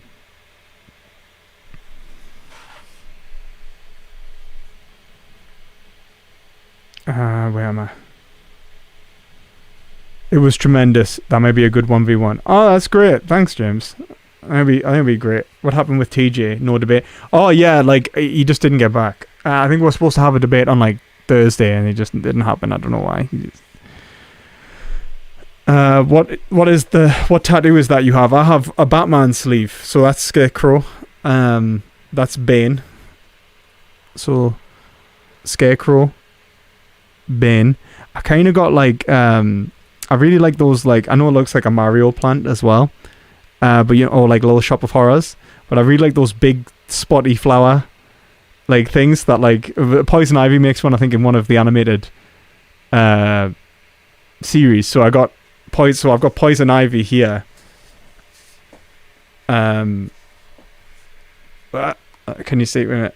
So I've got Poison Ivy.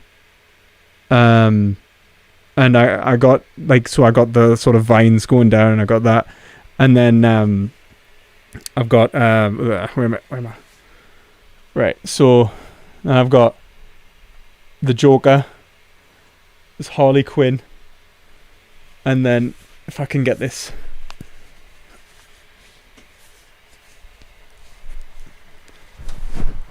Batman. There. And then Catwoman. I don't know if you can see her because it's upside down. Catwoman. There. So that's my tattoos. But I want more, to be honest. I actually, if anyone wants to pay for tattoos for us, I'm more than welcome. If you just want to give us money for tattoos, I can't justify paying it myself. But if you ever just want to be like, you know what, Lewis, I think you look nicer with a nice neck tattoo.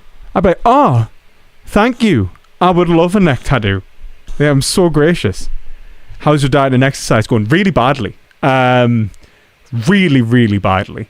I was on it for like 2.5 weeks, 3 weeks, and then I ended up going to Cambridge. So I'm at Cambridge and I'm not prepared for any of this. So I'm eating. I can't go to the gym, and I'm eating semi-healthy-ish, but not really. And then from that point, it just deteriorated. Then it was my birthday. And then I'm like, I'm not going to be on a diet for my birthday, you know? Like, and then, yeah. So I just really bad. But I had just hit, like, a milestone I'd never hit before. I got there faster than I've ever gone in the gym. Within a matter of weeks, I was doing a incline dumbbell press of 25 kg in each arm, like in each hand. And that was, like, really good for me. I've never hit that high. So I was like, I was like so happy about that. And then, yeah, and then I really just fucked that up, really. When I saw the play, I didn't think it was from Mario, but Batman's even cooler. Yeah, like, it is the same thing, really. But I just really like them. I think it's just really nice. I love it.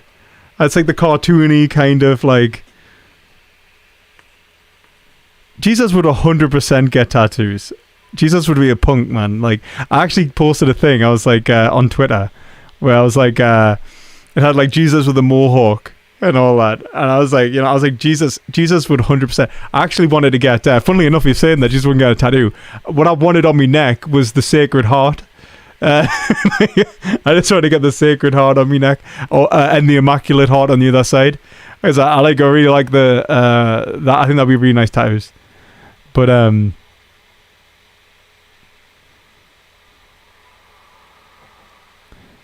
didn't they ban certain tattoo colours? Those are some really vibrant colours. Did they? Why did they ban them? They say like the poison or something. Probably. Tattoo colour ban? Did they? I never heard that. Why is it banning coloured tattooing? Is it for cancer? Because I know that there's supposed to be an association with cancer.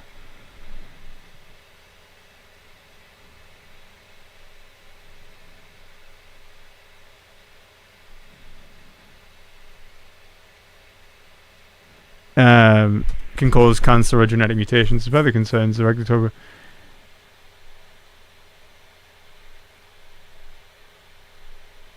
I'll have to look into it. There's probably I've probably got cancer. Really cool way to get cancer though, right? Right. No. Okay.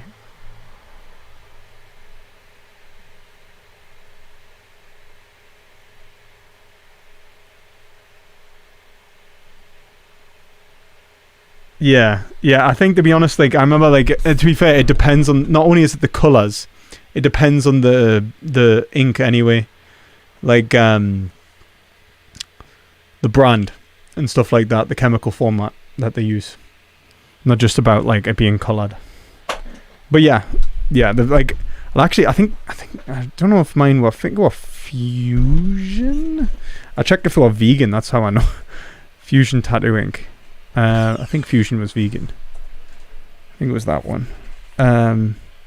Yeah, I think a lot of them were Fusion.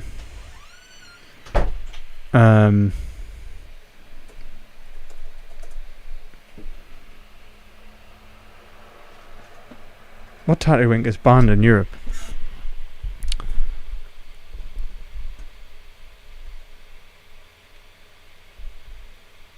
Isopropyl alcohol. I mean, that's not really that. Surely that's not that bad, is it? 4,000 chemicals, including isopropyl alcohol. I'll have to find out. I probably do have some sort of cancer. I don't know.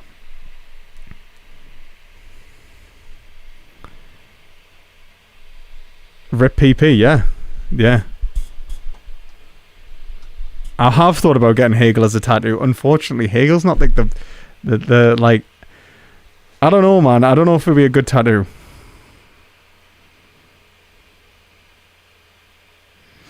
Yeah, I think I used Eternal as well, actually. To be honest.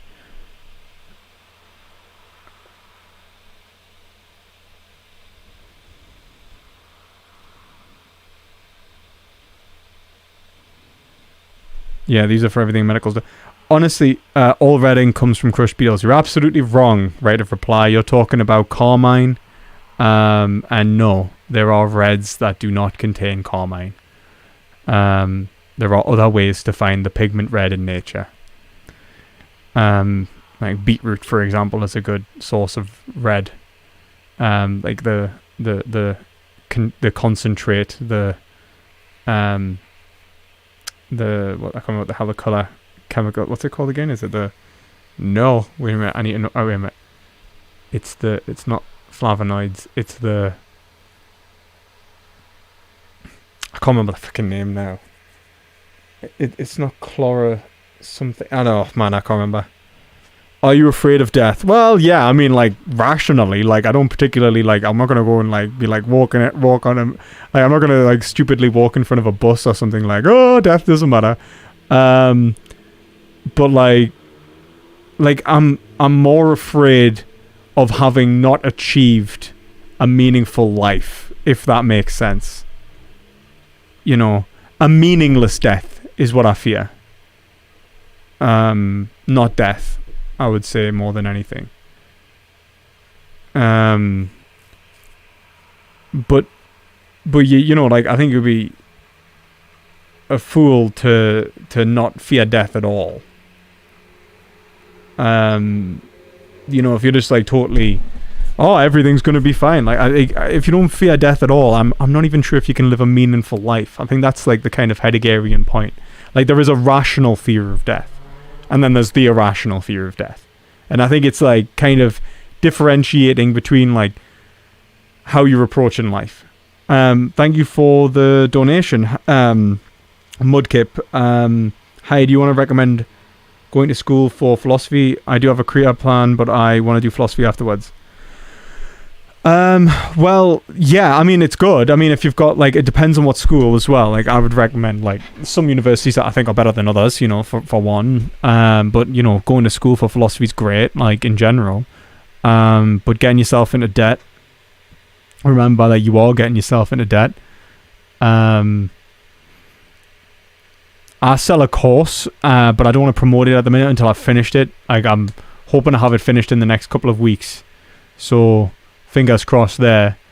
And at that point, I'd just say get me course, then see if you want more, then go to university, since you're not using it for career. But you can learn a lot online. The only thing that what I'm doing really, and I think the benefit of the course that I'm doing is just that I'd be the lecturer, in the sense that you have a consistent one person essentially teaching you philosophy, which is nice, which I think you get at university. Obviously, me education's been ratified by institutions, so when I'm talking about things, you kind of know, like, oh well, he's actually had to pass essays and stuff like that. He can't be completely wrong because he would have failed. And the breadth of what I'm kind of given of the variety of philosophy in one single course, whereas you'd have to go and find different sources and read all over the place, which you're gonna have to do anyway, even if you do the course eventually, you know what I mean? But it's one of those things. So what I would recommend is, even if it's not my course, maybe finding somebody's course online or something that you trust. Like, I don't know, like, for example, if Thomas makes a course or something like that, go and buy his course. I know that Dr. Sadler has a course on the Nicomachean ethics, for example. Check it out, you know what I mean?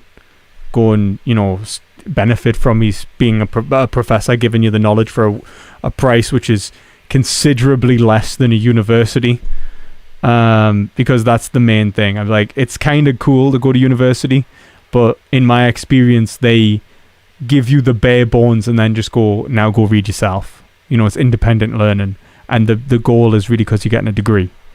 The education that you could get that education elsewhere, if the degree is not important, you could get that education elsewhere for cheaper.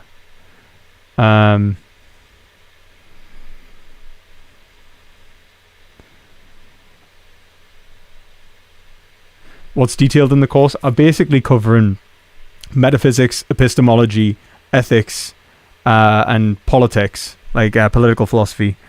And I was going to do philosophy of religion, but I don't think I'm going to do that anymore, because I don't think it's essential in terms of your knowledge of philosophy anyway. And I'm doing all of them from from ancient to contemporary, or near contemporary, like modern at least. So that's the idea, but I've got to finish it.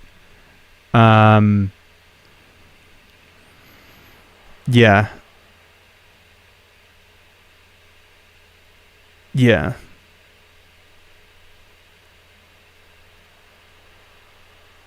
I'm scared of the pain of dying. I mean, that's fair. Like, the pain of dying sucks. Like, that's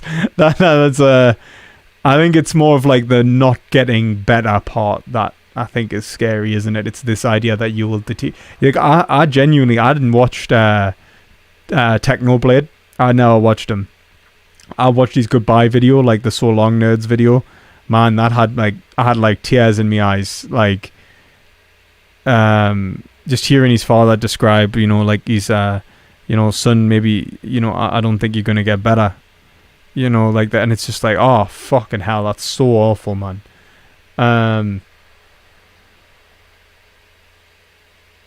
But at the same time, I can appreciate, like, in some respects, the beauty and the meaningfulness of his life, and even of his death. He, as a last message, like, he managed to convey it concluded. It was a beautiful conclusion to a beautiful life in many ways, right? From what I understand, from him being a highly influential individual, having a massive following, profoundly impacting people's lives positively, creating a strong sense of community, and then sort of bringing that to a kind of close, but in a way which is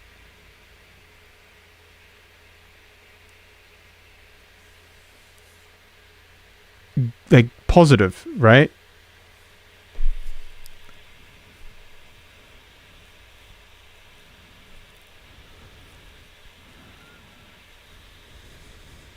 Your Discord helps a lot, but it wastes tons of time on less academic conversations in there. I know what you mean. I have to just not go on Discord if I'm trying to get work done. I just can't go on there, really. And I'm just looking at the memes. I'm just like there in the memes. I'm lurking in the memes all the time.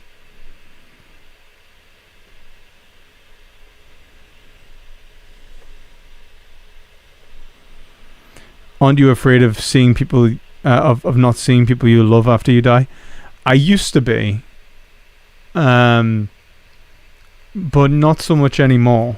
Not because I don't believe I won't see them, or that I will see them. It's more of like, I have a different position on death now, where I think that what we are is necessarily unified, and what we take to be this individual form is a limitation. But we are forever unified within our subsistence, our substance. So I don't think that I'll ever not partake in the same spirit as me family and me loved ones again. Like, I think we're forever connected in love specifically. I'm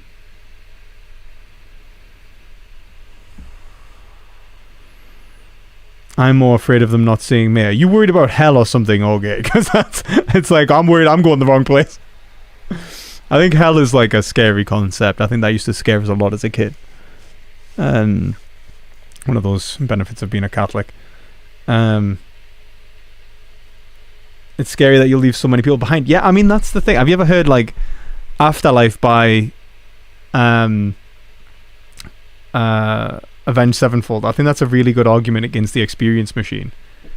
Where he's like, loved ones all back home, loved ones back home crying because they're already missing me. I pray by the faith of God that there's somebody listening. I think that it's by the grace of God that there's somebody listening. I think that it's like this idea that there is, just because you're in a place of bliss, like what is it? I think was it describe it as this peace on earth. This peace on earth is not right. Like I love that. I love it. Like this idea, like it's where it's the matrix we all kept waking up from. We just can't believe it. We're like, yeah, I'm not like, we simply cannot handle the truth of that would be heaven. Like that we would be necessarily incompatible in some respects. And I think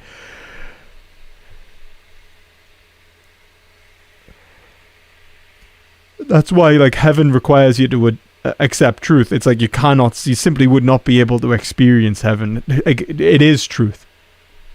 And if you can't accept it, then you can't go there. If you can't accept God in or like the truth that is Christ, right? Because Christ is a manifestation of truth, right? That's the idea made concrete. Then you're not getting into heaven. It's not like this idea like if you did not believe in Christ, then you are going to hell in this sort of dogmatic, super dogmatic way. It's more of like if you can't accept the truth of reality, like it is only through the truth of reality that you will find like harmony with yourself. One by Metallica's class. I love One by Metallica. Do do do do. What is it? Landmine has taken my sight. Taken my. It's so good. But I think that's less of an experience machine problem. I think that's actually mostly. I think it's a good way of like approaching pro-lifers, right? Like right to life. It's like to what end? Do you know what I mean? Like how do your character when they say like life without liberty, like it has to be some. Would we say that we would die for freedom, right? Like would you rather be alive in an unfree state, constantly frustrated, or would you rather be dead? I think you probably choose death. I think there comes to a point in which if your bodily autonomy or your autonomy was violated to the point of being locked in, locked in, I think you'd probably choose death. I think, to be entirely honest, I think locked in syndrome, allowing people to stay alive, or like artificially keeping people alive who can't see, hear, speak, like just engage in an external world, like in a way which is, it just seems like fucking evil. Yeah.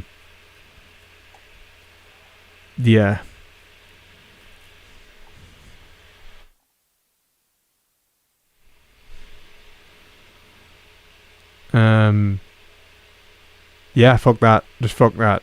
I think that but Christians don't even believe that, right? Like, it comes to a point, it's like, who the hell is trying to keep people alive like that? Like, even Christians normally don't even argue for that. They're like, whoa, that's some pretty extreme measures you go and do to keep that person alive.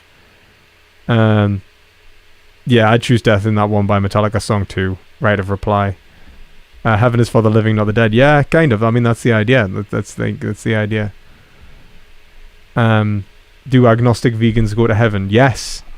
I actually think, I don't think that, like, it's not that, like, so if you went to heaven, it's like, if you saw, it's like, can you see the truth and then reject it? It's like, the idea is, like, it's to deny ethics is in the first place, right? Like, to go to hell is to basically, to say that, like, the world must conform to you. It's like, can you conform to it? Does the society have to be religious in order to function, or is it a personal affair? I don't know. I think I think religion has an import on the world in general in a way which can't be divorced from politics. I don't think you can just be like, oh, religion and politics are not interconnected, because that's ridiculous. Not only is that shown not to be the case, even though we're like, religion and politics is not connected. Like, religious people vote a certain way, right? Like, they just so happen to be a demographic which then gets appealed to, and vice versa with atheists and stuff. It's like, right, okay, like, we pretend it's not connected, but it is. But moreover, like, what we consider to be good, like our conceptions of the good, like, even if you take it in a spiritual but not specific church, you have, like, sort of social expectations of the good. Like, what is the good life? What does it mean to live a good life? And what does it mean to do the right thing? These are ethical, and they also have a spiritual component, right? That interrelates, like, the unity of humanity, right? And I think that that these conceptions of reality, like the spirit which we subsist in, and its belief about itself, who do we believe we are? What do we believe the good life is? And, like, what way of life do we endorse? These are all essential to even politics. You can't just, oh yeah, we just divorced the church from the state, and so, everything's non-religious now. It's like, well, no, like, so long as people are religious, then the church is an aspect in the state, isn't it?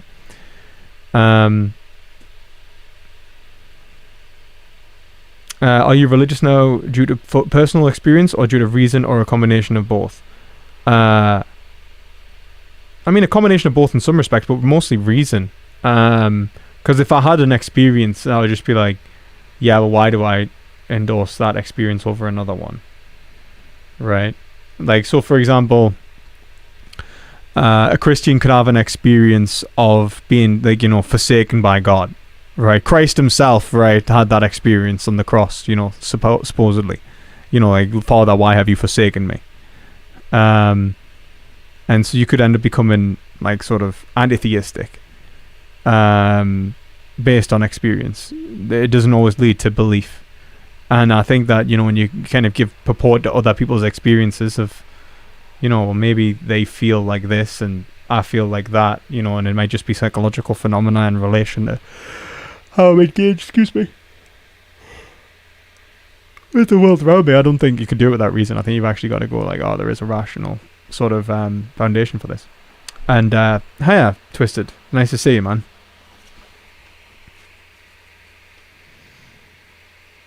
Why does God not seem to care about animals? What are you talking about? God definitely cares about animals.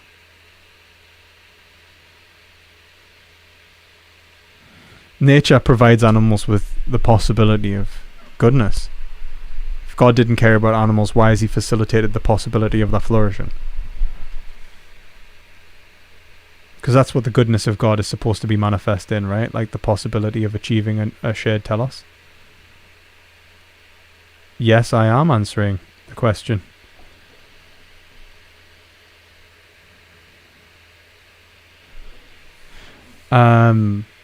Look at laws and non-social norms and social norms, and then look at the 10 Commandments. We kind of did base our moral compass and justice system on religion.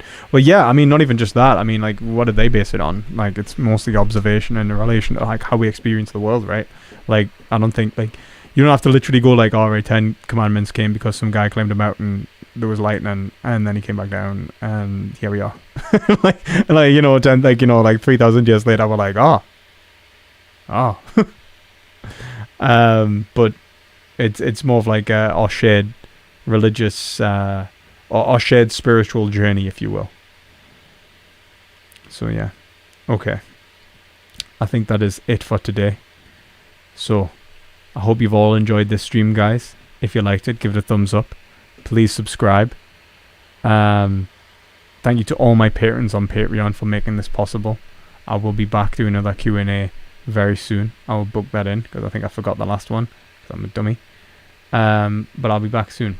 So thank you again, and as always, try to gain some perspective.